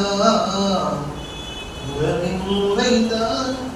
இல்ல பிபிஎஸ்ஆர்லாம் வந்து இன்னைக்கு ஃப்ரெண்டுன்றது ரொம்ப சந்தோஷமான விஷயம். அவரோட நாங்கள் பழகிருக்கோம். அவருடைய பையன் அவருடைய ட்ரெஸ் பேட்டர்ன்லாம் வந்து அப்படியே பிபிஎஸ் மாதிரியே இருக்கும். பார்த்துருக்கீங்களா? கலைஞர் அவர் நம்ம நிகழ்ச்சிக்கு ஏதாவது முக்கியமான நிகழ்ச்சியெல்லாம் வந்துடுவார். ஹைதராபாத்ல இருக்காரு, சொல்லிவிட்டோம்னா வந்துடுவார். அப்படியே உட்கார்ந்துருக்கும் போது நிறைய பேர் தான் உள்ள நுழையும் சரி வெளியில போகும் சரி எல்லாரும் போட்டோ எடுத்துக்கோங்க. ஏன் தெரியுமா? பிபிஎஸோட எடுத்த மாதிரி இருக்கும். அவ்வளோ டிக்டவா இருப்பாரு. அது ஒரு ஸ்பெஷாலிட்டி. ஸோ அப்படிப்பட்ட ஒரு பாடல் அது. அண்ணன் தம்பி பாட்டை பற்றி எல்லாருக்கும் தெரியும். ஆனா அது தெரியாத விஷயம் இருக்கும்னு நான் நினைக்கிறேன். ஏன்னா நம்ம வந்து எல்லாரும் பொதுவாக வந்து அவங்க அண்ணன் கிட்ட போய் காசு கேட்டாரு, அவருக்கு காசு தரல, அதுக்காக வந்து செஞ்ச பாட்டு. அது பாதி உண்மை பாதி இல்லை. அது உண்மை இல்லைங்கிறதுக்கு ஒரு வழக்கறிஞர் பிபி ராமானுஜன் ஒரு புக்கு போட்டிருக்காரு. அவர் வந்து உண்மையில் நடந்த சம்பவம் என்னவென்று அவர் வந்து அதை தெளிவாக எழுதிட்டு இங்கிலீஷும் தமிழும் கலந்து எழுதியிருக்காரு. இதுதான் நடந்துச்சு, இதுக்காக நாங்கள் அந்த பாட்டு எழுதினாருன்னு என்கிட்ட கண்ணதாசன் நேரடியாக சொல்லியிருக்காரு. அதை எழுதியிருக்காரு. வாட்டர் இந்த உலகத்துல குறிப்பா தமிழ்நாட்டுல இந்த 2 பேரை பத்தி மட்டும் சொல்றேன்.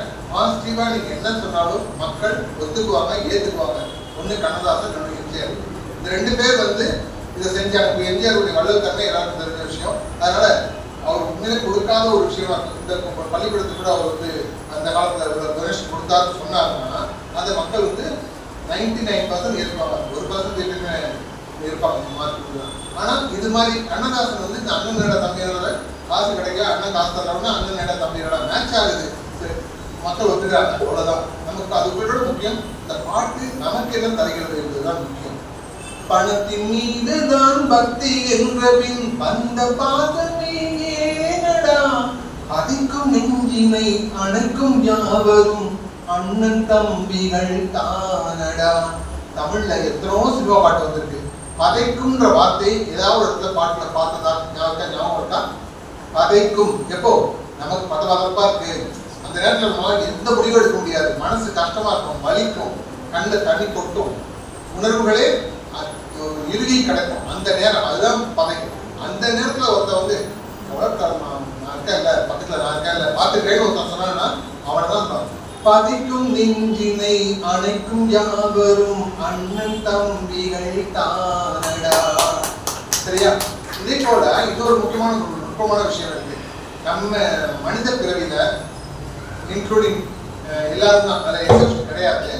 என்னன்னா குழந்தைகளை பெற்றெடுக்கிறோம், குழந்தைங்களுக்காக வாழ்கிறோம். குழந்தை நல்லா இருக்கணும், குழந்தை நல்லா இருக்கணும், குழந்தை நல்லா இருக்கணும். நாம என்னவா போறோம்ன்றதை பத்தியே யோசிக்கவே இல்லாத ஒரு ஜெனரேஷன்ல நம்ம மாட்டிக்கிட்டு இப்ப நிறைய குடும்பங்கள், குறிப்பாக வயோதிகர்கள், முதியோர் இல்லத்துல கூட சேர முடியாம தெருவில் நிற்கக்கூடியவங்க இருக்காங்க. சொத்து பத்தெல்லாம் இருந்து கூட அதையும் எழுதி வாங்கிவிட்டு கஷ்டப்படுத்துறவங்களும் இன்னைக்கு கண்ணால பாக்குறோம், பேப்பர்ல பாக்குறோம், நியூஸ் கேட்கிறோம். அப்படி இருக்கு. இதுல வந்து என்ன சொல்றாருன்னா ஒரு பாட்டுல வந்து உதாரணம் சொல்றாரு பாருங்க.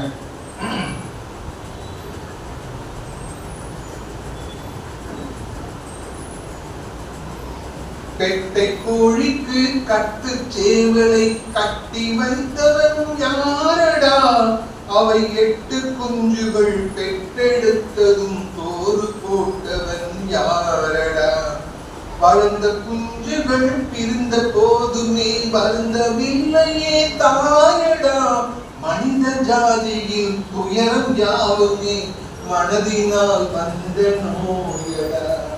அண்ணன் என்னடா தம்பி என்னடா அவசரமான உலகத்திலே ஆசை கொள்வது அர்த்தம் என்னடா காசில்லாதவன் குடும்பத்திலே. இதெல்லாம் அனுபவிச்சாதான் இதனுடைய வார்த்தைகளும் இதனுடைய வலிமையும் நமக்கு தெரியும். நாம எத்தனோ வாட்டி கேட்டிருக்கோம். இந்த அண்ணன் இந்த முதல் பல்லவியில இருக்கக்கூடிய இதுலயே எப்படி குடும்பமா இருக்கு, நீ கஷ்டமா இருந்தா வாழ்க்கையில குடும்பத்துல படம் இல்லைன்னா வாழ்க்கை இல்லை, எல்லாமே நம்ம வந்து அதுதான் போக்கஸ் பண்ணிருக்கோம். 8 குஞ்சுகள் இட்ட போதுமே வருந்தவில்லை தாயடா, அவை விட்டு வளர்ந்த குஞ்சுகள் பிரிந்த போதுமே வருந்தவில்லையே தாயடா.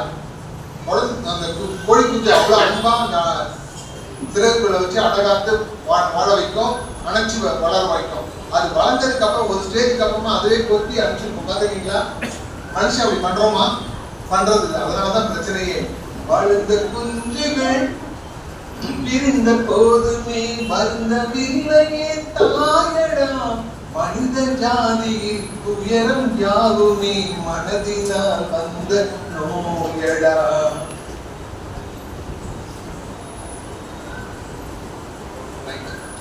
இன்னொரு பாட்டு, முக்கியமான பாட்டு. இந்த பாட்டு வந்து பாட்டு எழுதும் போது என்ன சுச்சுவேஷனும் தெரியாது.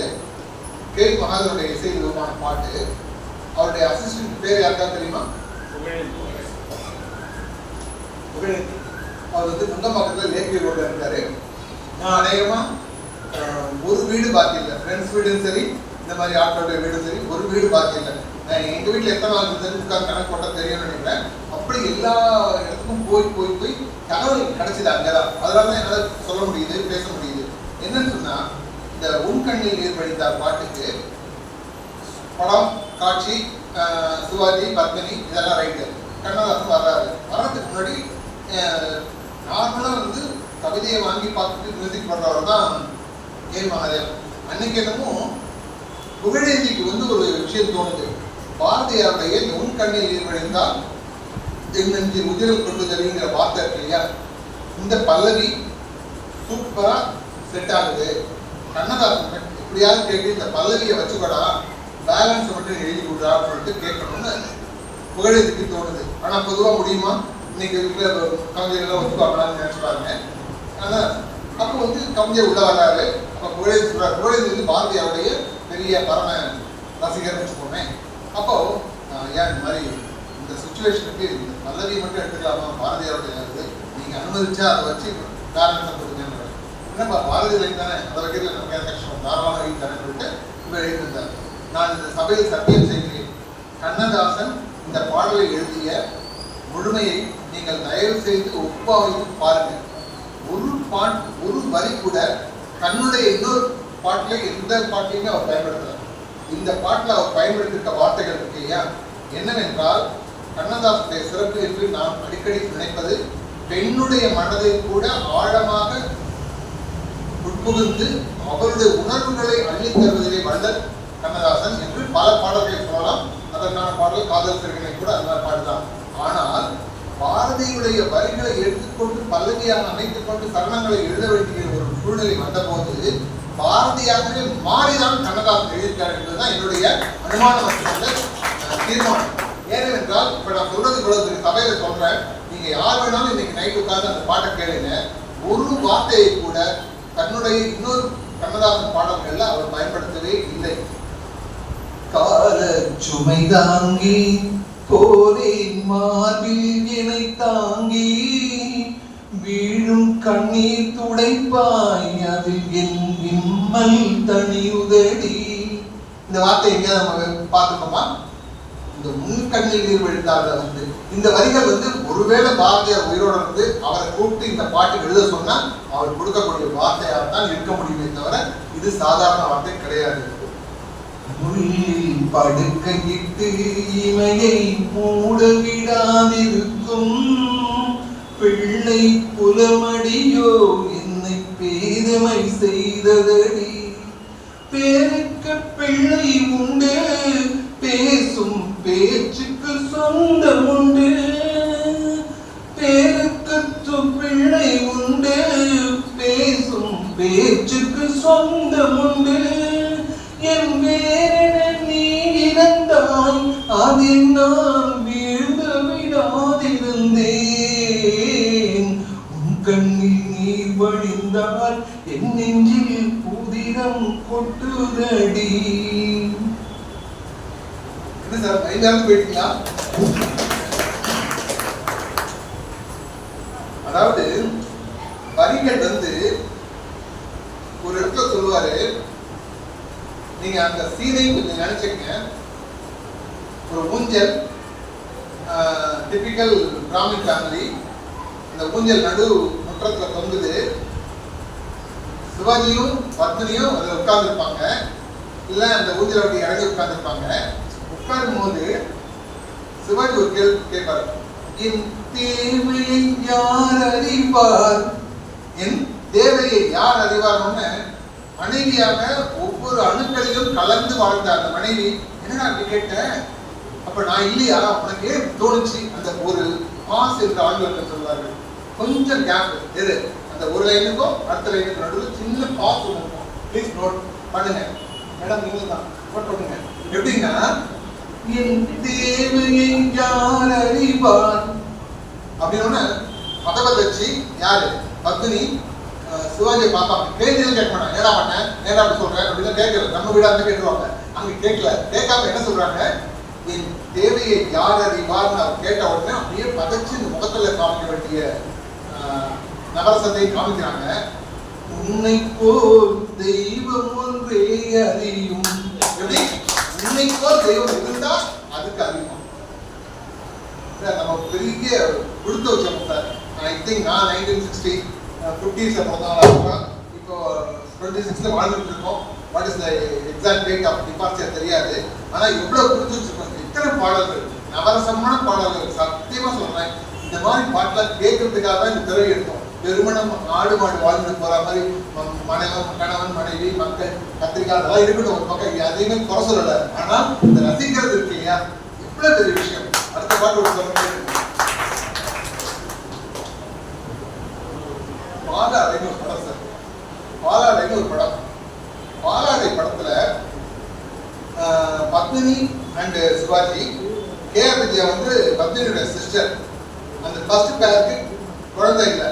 குழந்தை இல்லைன்னு இவங்க என்ன பண்ணுவாங்க, ரெண்டாவது கல்யாணம் என் தங்கச்சி பண்ணிக்கிங்க, எப்படி வீட்டுக்கு குழந்தை வேணும்ன்ற அந்த எண்ணத்துல சொல்றதுக்காக ட்ரை பண்ணி சொல்லிடுவோம். யாரு பத்மினி. அவனுக்கு கோவம் வந்துடும், என்ன என்ன இப்படி கேட்க சொல்லலாமா அப்படின்னு அவன் அந்த கோவத்துல இருப்பான். இந்த ரெண்டும் நடக்கிற நேரத்துல அந்த வீட்டுக்கு வர்ற தங்கச்சி அங்க இருக்க பொம்மையை எடுத்துட்டு பட்டாடை தொட்டு கட்ட வேண்டும்னு ஒரு பாட்டு. இந்த பாட்டுக்குள்ள என்னென்ன நிரந்தாவாதெல்லாம் பண்ணிருக்காங்க நம்மளால, கொஞ்சம் நெஞ்சம் இல்லை. மார்பின் எடுத்து பால் உண்ண கொடுத்து மயக்கம் கொள்ளும் நேரம், அவரை பார்த்து ஆடையை திருத்தி அப்பப்பா சொல்ல வேண்டும். ஒவ்வொரு வீட்டுல நடக்கிற சாதாரண விஷயம்தான். தன்னுடைய வீட்டுல தன்னுடைய மனைவியாக இருந்தாலும் கணவன் அந்த பக்கம் போறானாக்கா அது மார்பை சரி பண்றது தமிழ்நாட்டு பெண்களுடைய மரபு. கரெக்டுங்களா? அதுக்காக கேட்கறது சார். சும்மா உட்காந்து புரியுதுங்களா? மார்பினி எடுத்து பால் உண்ண கொடுத்து மயக்கம் கொள்ளும் நேரம், அவரை பார்த்து ஆடையை திருத்தி அப்பப்பா சொல்ல வேண்டும். இயல்பா நடக்கிற விஷயத்தை 4 வரிகளில் கண்ணதாசன் காட்டியது போல் வேறு எந்த கவிஞர் திரைப்படத்துல காட்டியிருக்காங்க எண்ணி பாருங்கள். யாரையும் குறை சொல்றது நம்ம நோக்கம் கிடையவே கிடையாது. கண்ணதாசனுடைய பாடலுடைய அந்த பவித்திரத்தை அந்த புகழை எடுத்து தெரியாதவங்களுக்கும் இப்போ நான் உங்களுக்கு சொன்னது மூலமா நீங்க இந்த 300 பேருக்கு சொல்லுவீங்க இல்லையா, அதுதான் இந்த நோக்கத்தை தவிர வேற ஒன்றும் இல்லை. அந்த பாட்டுல வந்து இன்னொரு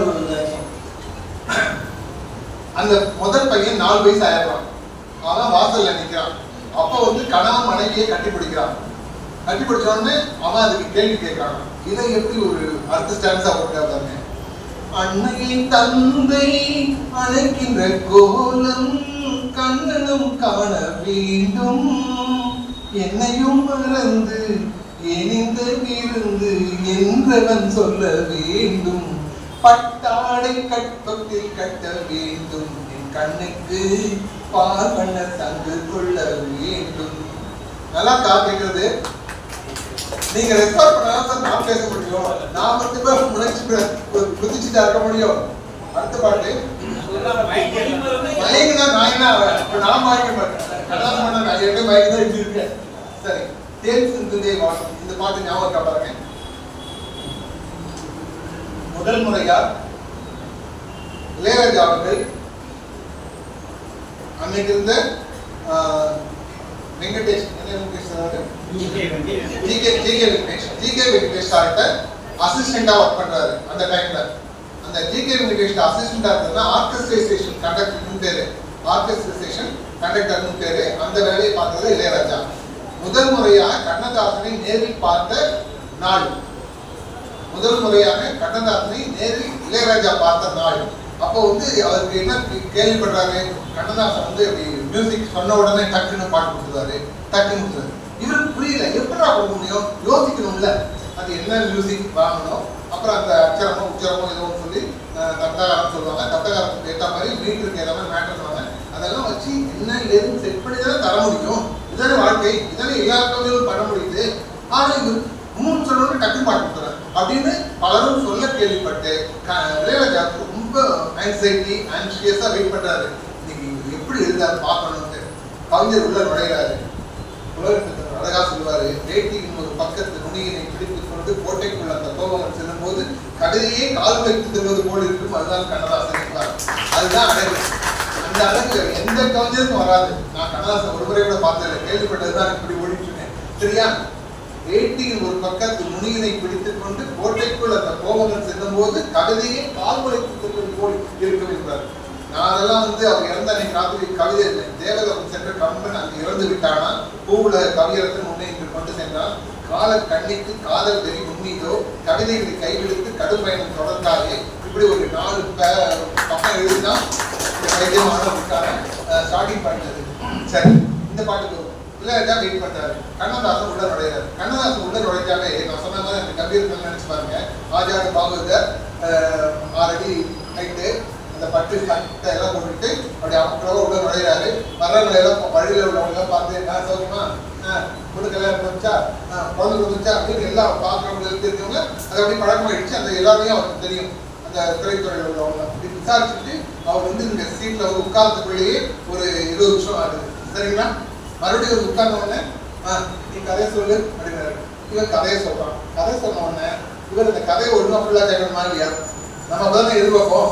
கதையை சொல்லு பக்கத்துல போய் மழையா இப்போ அப்படின்னு இங்க பேசிக்கிட்டு அப்புறம் சிகரெட் குடிச்சுக்கிட்டு அதை வந்து அந்த ஆஸ்திரேலியா துப்பிக்கிட்டு நீயே சொல்லு. இவருக்கு புரியல. இதான் பண்றாரு, கதையை கூட ஒழுங்கா கேட்க மாட்டேன், நீ என்னடா எப்ப நான் சொல்லுவேன் அப்படின்னு இவருக்கு மனசு புரியல. அது போய் அடிக்கணும்னு தோணுதான் மனசுல. சொல்லியிருக்காரு யூடியூப்ல பாருங்க. எந்திரிச்சு போய் பதாரம் வைக்கணும் போல ஆசையா இருந்துச்சு, முடியல, உட்கார்ந்து இருந்தேன். அப்புறமா பிற்காலத்துல யோசிச்சேன், இது சாதாரண ஒரு டூயட் பாட்டு. ஒருத்த வந்து பணக்காரி, அந்த பொண்ணு, இவன் ஏழை வீடு, இந்த 2 பேரும் சேர்ந்து பாட ஆரம்பிக்கிறாங்க. அதை காட்சிய திரைக்கதை டைரக்ட் பண்ணாரு, உனக்கு விளக்கம் கொடுக்குறாரு, பாட்டு அங்க வருது. இது இருக்கிற உட்காந்து ஃபுல் கதை கேட்கணும் அப்படின்னு இளையராஜாக்கு பிற்காலத்தில் தெரிஞ்சுதான். முதல்ல அன்னைக்கு தெரிவிக்க அப்படி தெரியல.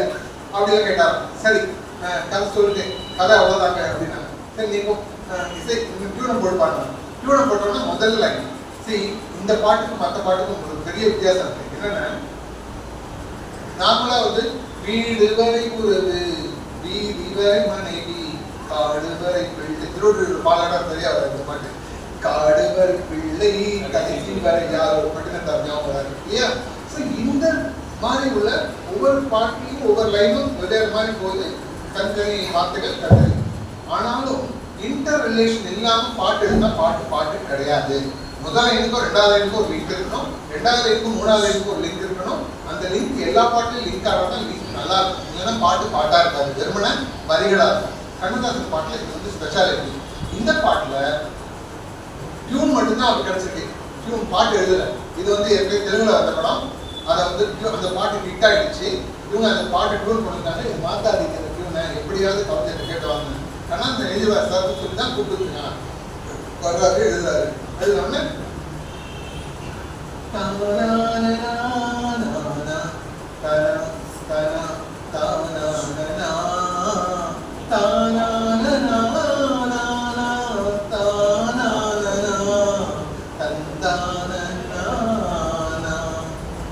ஃபுல்லாக ஒரு டியூன், பல்லவி உண்டான டியூன். இது மொத்தம் கிட்டத்தட்ட 4 லைனுக்கு வருது, ஒன்னோட ஒன்று லிங்க் ஆகிருக்கு. இந்த லைன் தனியாக இருக்கலாம், இதுக்கு வேற போட்டுக்கலாம்லாம் சொல்ல முடியாது. இப்போ நான் முதல்ல சொன்ன விடியை கதை எழுது, கண்ணில் எழுதாது, மஞ்சள் பானம் தென்றல் சாட்சி வேற பிரேக் ஆகுது, ஆனால் நல்லா நெட் ஆகுது. ஆனால் இங்கே அப்படி இருக்கு சார். அப்போ என்ன சொல்ல வந்தாங்கன்னா, இந்த இன்டர்ஜங்ஷன் கிளியரா போயிட்டு இருக்கு இல்லையா, அந்த இன்டர்ஜங்ஷன்ல ஒவ்வொரு வரியும் வார்த்தையும் பார்த்தீங்கன்னா டியூன் சொல்லி முடிக்கிறாரு. தானா நான் சொல்லி முடிச்சாரு 4 லைன். கவிஞர் என்ன சொன்னாரா, இந்த வேர்டு சொல்லு அப்படின்னா, இல்லை நான் கதை கேட்கும் போது ஒழுங்கா கேடுன்னு சொன்னேன்ல அப்படி ஒரு மனசுக்குள்ள அவர் வந்து 2வது வாட்டி கேட்டதுக்கு இவருக்கு வந்து அப்படி ஒரு ஐடியா வந்துச்சு. அவர் 2வது வாட்டி அந்த டியூனை வாசிக்கிறாங்க. சரி எழுதிக்கோ. டியூன் வந்து எப்படி போகுது, இது வந்து இவர் வந்து எப்படி சொல்றாரு, இப்படிதான் சொல்லுவாரு. நீ எடுத்து போட்டு அந்த டியூன்ல வச்சு பாத்தீங்கன்னா பக்கவா இருக்கு. இவர் யோசிக்கும் போது இவர் வந்து அதே மாதிரி வாசிச்சு இந்த டியூனோட லோக்கல் சொல்ல மாட்டார். இந்த 2வது வரி இருக்கு, அது ரொம்ப ரொம்ப முக்கியமான வரி. இங்க வந்திருக்கவங்கலாம் திரைப்படத்தை பாட்டை 1000 பாட்டை கேட்டிருப்போம். நான் முதல் கொண்டு இந்த மாதிரி இந்த அடுத்த லைன் இருக்கு, ஒரு 2 குட்டி வார்த்தை, இது பக்கத்துல வரலாற்று எண்ணம் யாரும் எழுத்தாளருக்கும் வராது. சாந்தி கவிதையில எழுதுவாங்க, எனக்கும் கவிதை எழுதுறது கொஞ்சம் தெரியும். எழுதும் போது எங்களுக்கு அப்படி தோணாது. உன்னை என்னை தாளாட்டுதே, ஏற்கனவே மற்ற கவிதைகள்லாம் எழுதும் போது பெயிலான இடம் இந்த இடம் தான். உன்னை என்னை தாளாட்டுதே மேகங்களே தரும் ராகங்களே என்னாலும் வாழ்க. இதுல 4 விஷயங்கள் இருக்கு. இந்த முதல்ல சொன்ன மாதிரி நல்லா யோசிப்பாங்க. தேன் சிந்துதே வானம், உனை என்னை தாளாட்டுதே, மேகங்களே தரும் ராகங்களே என்னாலும் வாழ்க்கை, எல்லாமே ஒன்னோட ஒன்று லிங்க் ஆயிருக்கு. இந்த படத்துல வந்து ஜெயசித்ரா அறிமுகம், அந்த மாதிரி சிவகுமார் இல்லை, மற்ற ஒரு 4-5 பேர் அறிமுகம் அந்த படத்துல. அப்போ வந்து உதவி இயக்குனர் வந்து சொல்றாரு, அந்த படத்துல 4 பேர் அறிமுகம் ஆகிறாங்க, இதுக்கெல்லாம் வாழ்த்து பாடுற மாதிரி பண்ணணும்னா அதுக்காகவே எல்லாத்தையும் வாழ்க வாழ்க வாழ்க.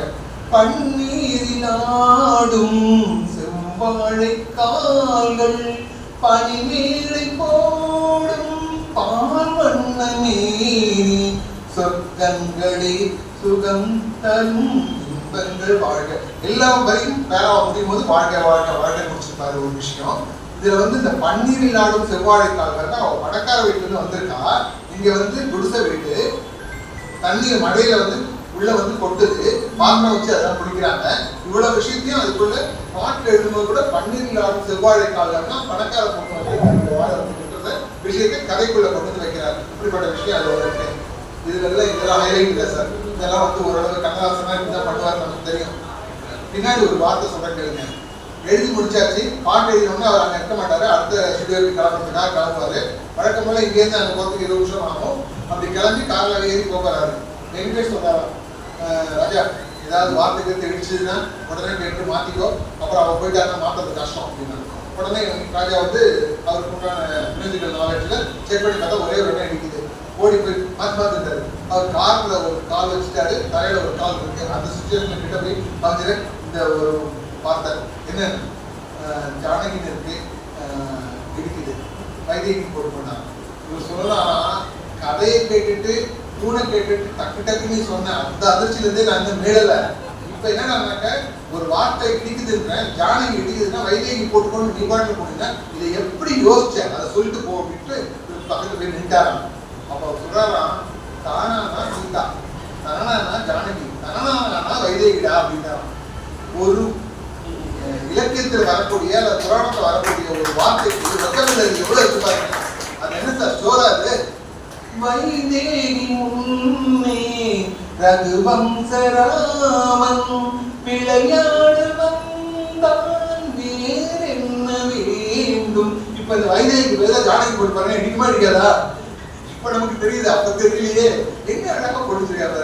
சரி, இந்த வக்காபிலரி பெரிய விஷயம். அந்த டியூன் என்ன, எந்த லைன், அந்த லைன் முன்னாடி சொல்லு பின்னாடி சொல்லு எதையும் கேட்கல. ஜானகி இடிக்குதுன்னா வைத்தியகி போட்டுக்கொண்டு போயிட்டு இருக்கான் மனுஷன். சரி, ஒரு 5 minutes.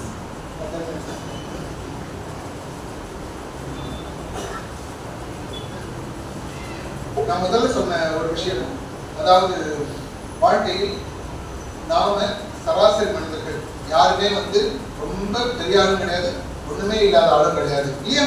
சராசரி மனிதர்கள் நம்ம இந்த அவையில இருக்கோம். நமக்குள்ள வந்து போராட்டங்கள், பிரச்சனைகள், கோபதாபங்கள், இதை தாண்டி வஞ்சகங்கள், ஏமாற்றங்கள், துரோகங்கள் இது எல்லாத்தையும் அனுபவிச்சிருக்கோமா இல்லையா? ஏதோ ஒரு வகையில யார் மூலமாவது சின்ன வயசுல இருந்து இன்னைக்கு வரைக்கும் வயசு ஆக அனுபவத்துடைய நம்பர்ஸ் வேணா அதிகமா இருக்கும் தவிர அனுபவமே இல்லாத மனிதனே கிடையாது. கரெக்டா? இது எல்லாத்தையும் கம்ப்ரைஸ் பண்ணி ஒரு பாட்டு, வாழ்க்கை படத்துல ஒரு பாட்டு இருக்காரு. இது வந்து படத்துல சுச்சுவேஷன் தேவைப்பட்டுச்சா தேவைப்படல நான் நினைச்சு கூட பார்க்கலாம். ஏன்னா அதுல ஒரு குழந்தை வச்சுட்டு வேற பாடுறாரு, அது வேற. அது வந்து தாலாட்டு பாட்டுன்னு ஒரு டைட்டில் போட்டுட்டு உள்ள உள்ள கான்செப்ட் எல்லாம் நமக்காக மட்டும்தான். ஏன்னா போன்ற நெஞ்சினிலும் உள்ளிருக்கும் பூமியடா, பொல்லாத கண்களடா, புன்னகையும் வேஷமடா, நன்றி கெட்ட மாந்தரடா, நான் அறிந்த பாடமடா, பிள்ளையாய் இருந்து விட்டால் இல்லை ஒரு துன்பமடா, கண்ணிரண்டும் தாமரையோ கண்ணம் இன்னும் எந்த கண்ணா, சின்ன சின்ன கண்ணனுக்கு என்னதான் புன்னகையோ, ஒருவரின் துடிப்பினிலே விளைவது கவிதையடா, இருவரின் துடிப்பினிலே விளைவது மழலையடா என்றுதான் அந்த பாட்டு ஆரம்பிக்கும் நடுவுல ஃபர்ஸ்ட் ஸ்டான்ஸா. ஆனா பின்னாடிதான் பூ போன்ற நெஞ்சினிலும் உள்ளிருக்கும் பூமியடா, பொல்லாத கண்களடா, புன்னகையின் வேஷமடா, நன்றி கெட்ட மாந்தரடா, நான் அறிந்த பாடமடா, பிள்ளையா இருந்து விட்டால் இல்லை ஒரு சுகமடா.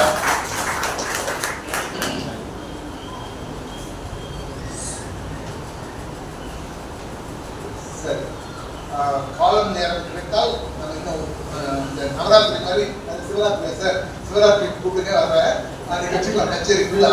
இன்னைக்கு வந்து ஒரு கன்க்ளூஷன் பண்ணிடலாம். கண்ணதாசன் எழுதிய 1000 பாடல்களில் ஒரு பாடலுக்கு மட்டுமே தலைமை தாங்குகிற தகுதி இருக்கிறது.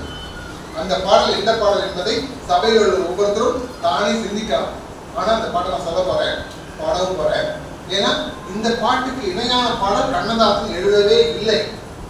இது நான் சொன்ன உடனே ஒப்புக்கொள்வீர்கள், எல்லா பாட்டுமே சூப்பர் சார், எந்த பாடல் சார் அப்படி சொல்ல முடியும் அப்படிங்கிற கேள்வியும் நியாயமானது. ஆனால் இந்த பாட்டுக்கு இணையா கிடையாது. ஏழை மனதை மாளிகையாக்கி இரவும் பகலும் காவியம் பாடு, அது செகண்ட் ஸ்டான்ஸா, முதல்ல போயிடும். வாழ்க்கை என்றால் 1000 இருக்கும், வாசல் தோறும் வேதனை இருக்கும், வந்த துன்பம் எதுவென்றாலும் வாடி நின்றால் ஓடுவதில்லை, வாடி நின்றால் ஓடுவதில்லை, எதையும் தாங்கும் இதயம் இருந்தால் இறுதி வரைக்கும் அமைதி இருக்கும். இது ஃபர்ஸ்ட் பேரா.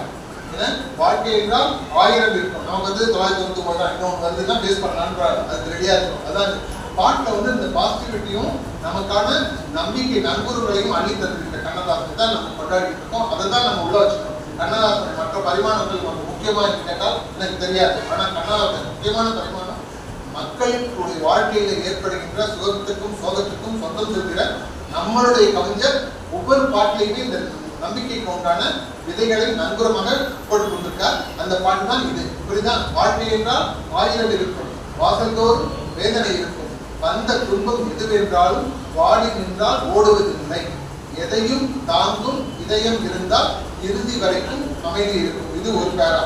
அடுத்த பேரா தான் ஏழை மனதை மாளிகையாக்கு இரவும் பகலும் காவியம் பாடு, நாளைய பொழுதை இறைவனுக்கு அளித்து நடக்கும் வாழ்வில் அமைதியை தேடு, நடக்கும் வாழ்வில் அமைதியை தேடு, உனக்கும் கீழே உள்ளவர் கோடி நினைத்து பார்த்து நிம்மதி நாடு, மயக்கமா கலக்கமா மனதிலே குழப்பமா வாழ்க்கையில் நடுக்கமா.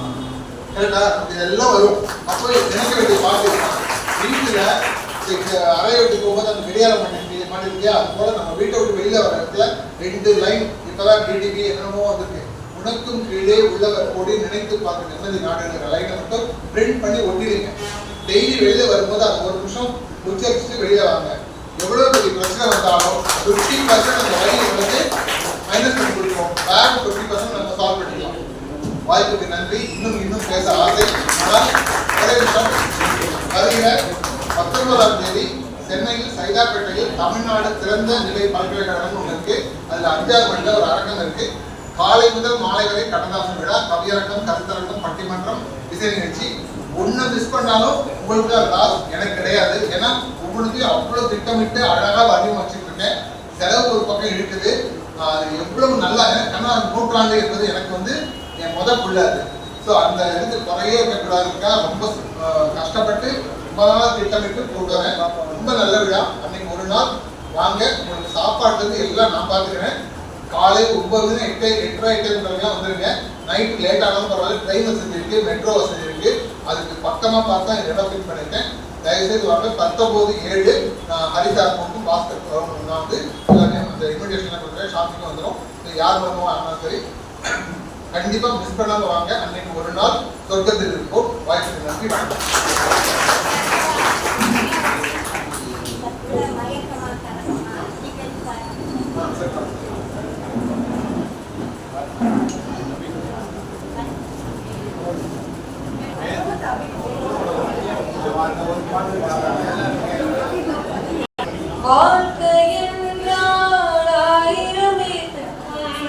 வாசந்தோறும் வேதனை இருக்கும். வாழ்க்கை என்றால் 1000 இருக்கும். வாசந்தோறும் வேதனை இருக்கும். வந்த துன்பம் எதுவென்றாலும் வாடி நின்றால் ஓடுவதில்லை.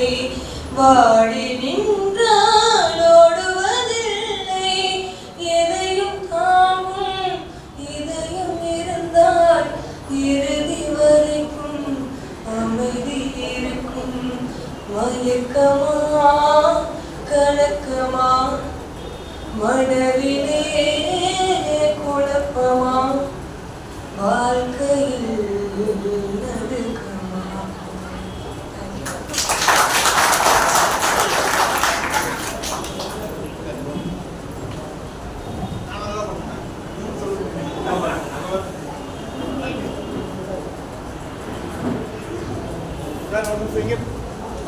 தம்பிகளா, நோட் புத்தகம் வந்து வாங்கிக்கோங்க. வாங்க.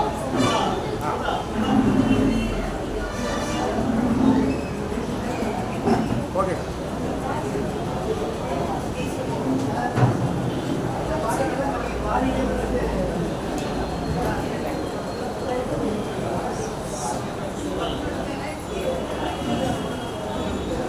தம்பி இங்க பாரு.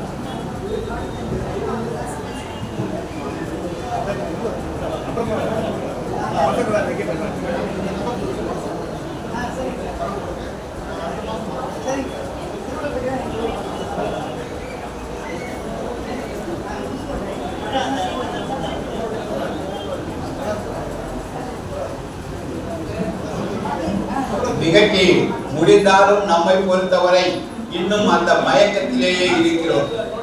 பாடல்கள் நம் செவியில் வீழ்ந்து கொண்டே இருக்கிறது. உண்மையாகவே சிறப்பு விருந்தினர் நமக்கு சிறப்பான தேன் கிண்ணத்தை வழங்கி உள்ளார். அதுவும் கண்ணதாசனின் முழுமையான தேன் கிண்ணத்தை. அதற்கு நமது பாஸ்கர் அவர்கள் நன்றியுரை வழங்குவார்.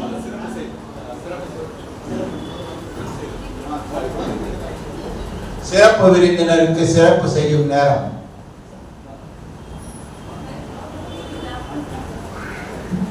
ராபண்ண கோதண்டன் அவர்கள் கொண்டமன் மேடைக்கு வரும்படி அன்புடன் கேட்கிறேன்.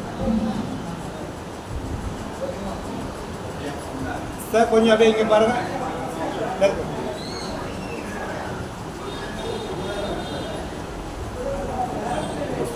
ஒரே ஒரு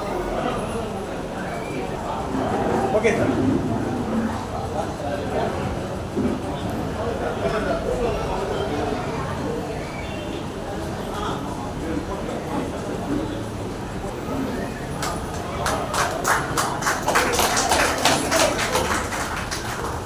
ஐயா இங்கே பாருங்க.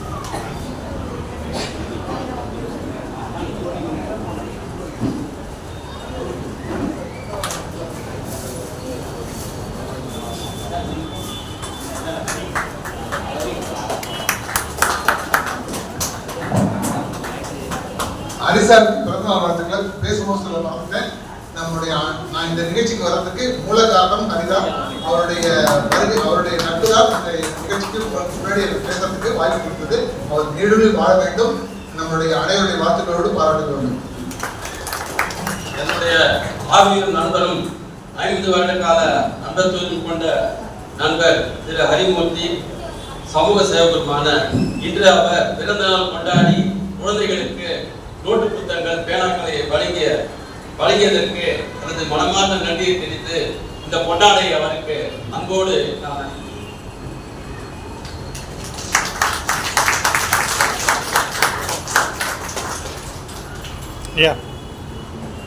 கொஞ்சம் எல்லாரும் ஒன்றா சார்.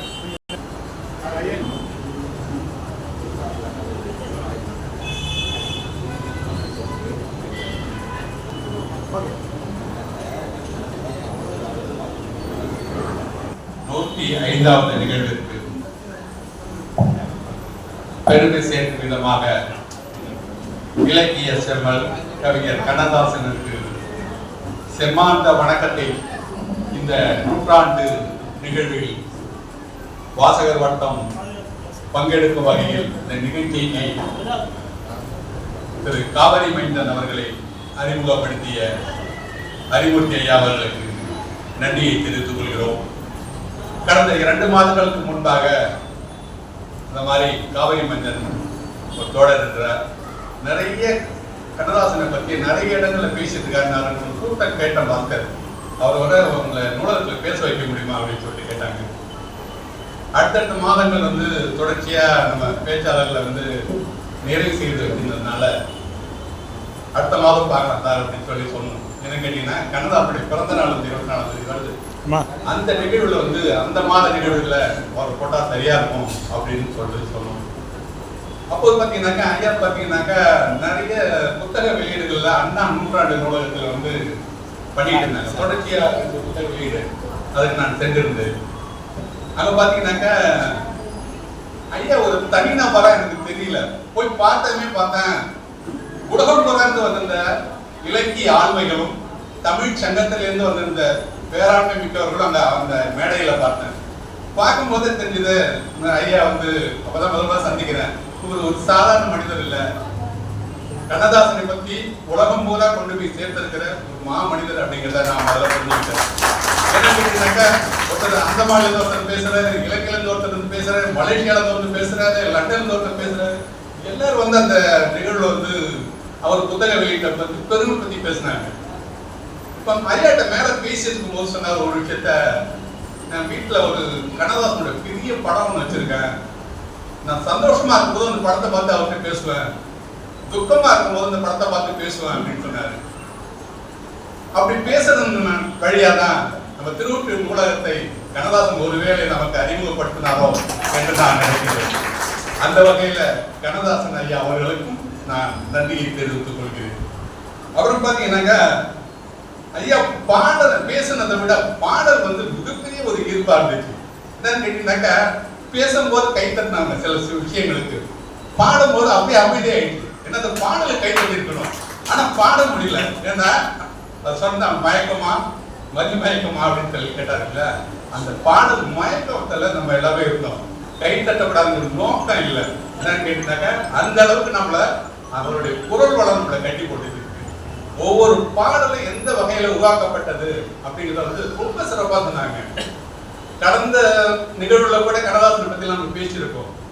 ஆனா இந்த நிகழ்வு வந்து அவர் நூற்றாண்டுங்கிறதுனால நூற்றாண்டு விழாவில் வாசகர் வட்டம் பங்கெடுத்ததில் மிக மகிழ்ச்சி அடைகிறது, பெருமை கொள்கிறது. அதோடு மட்டுமல்லாமல் இந்த நிகழ்வு வந்து திருவொற்றியூர் கிளைநூலக வாசகர் வட்டத்தின் சிந்தனை சார 105வது நிகழ்ச்சி. கண்ணதாசனை பத்தி பேசுறாங்கிறது தமிழகத்தை மட்டும் இல்ல, இது உலகம் பூரா போய் சேர்ந்திருக்குங்கிறதே நான் தெரிகிறேன். ஏன்னு கேட்டீங்கன்னா அவர் உலகம் பூரா நகர்ல இருக்காங்க, உலகம் பூரா இருக்க தமிழ் சங்கத்துல தொடர்புல இருக்காங்க. அதனால திருவொற்றியூர் கிளைநூலகம் உலகம் பூரா பரவி இருக்கு இந்த கடந்த 1 மாதங்களில் என்பதை நினைத்து பெருமை கொள்கிறோம். அந்த வகையில ஐயா அவர்களுக்கு நன்றியையும் வாழ்த்துக்களையும் தெரிவித்துக் கொள்கிறேன். தொடர்ந்து இந்த நிகழ்ச்சி வந்து நிறைய பேர் தொடர்ச்சியா வந்திருக்காங்க, புதிய வாசகர்கள் வந்திருக்காங்க. நீங்க வரும்போது தொடர்ச்சியா உங்களுடைய நண்பர்களையும் நம்ம தலைமை வரையில் ஐயா குறிப்பிட்ட போது எல்லாரும் அழைத்து கொண்டு வரும்படி கேட்டுக்கொண்டு இந்த நூலக பணியாளர்களுக்கும் வழக்கமாக தேநீர் வழங்கிய ஜிவிஆர் ஐயா குடும்பத்திற்கும் நன்றியும் வாழ்த்துக்களையும் தெரிவித்துக் கொள்கிறேன். நன்றி, வணக்கம்.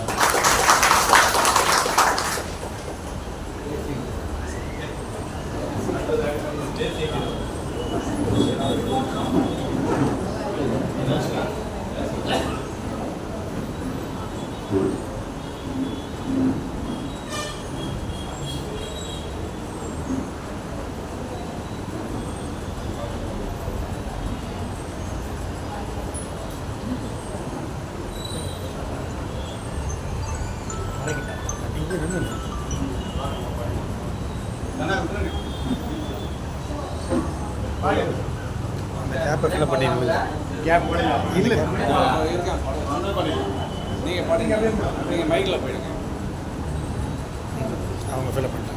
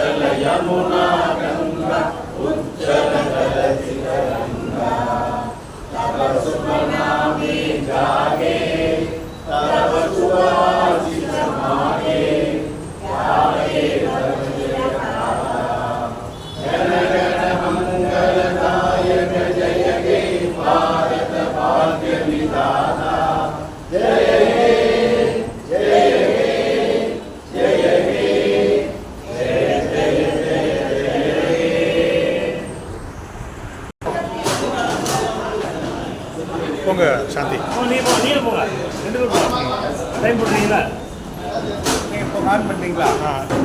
இல்லை நான் ஸ்டில் அடிச்சுக்கிறேன். அது வீடியோ ஓடிச்சு.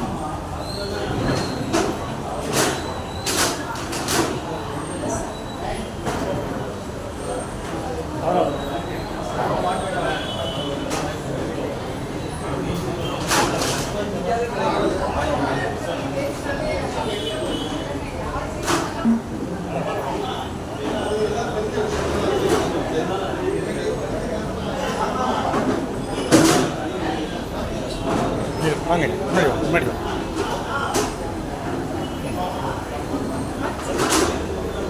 போட்டீங்க.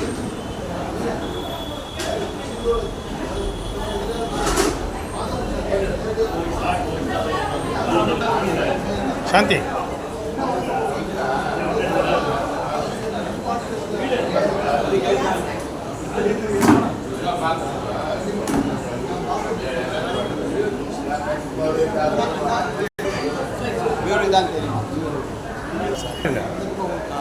அப்படியே அதில் சொல்லிடுங்க. யார் தான் தமிழன் சார்?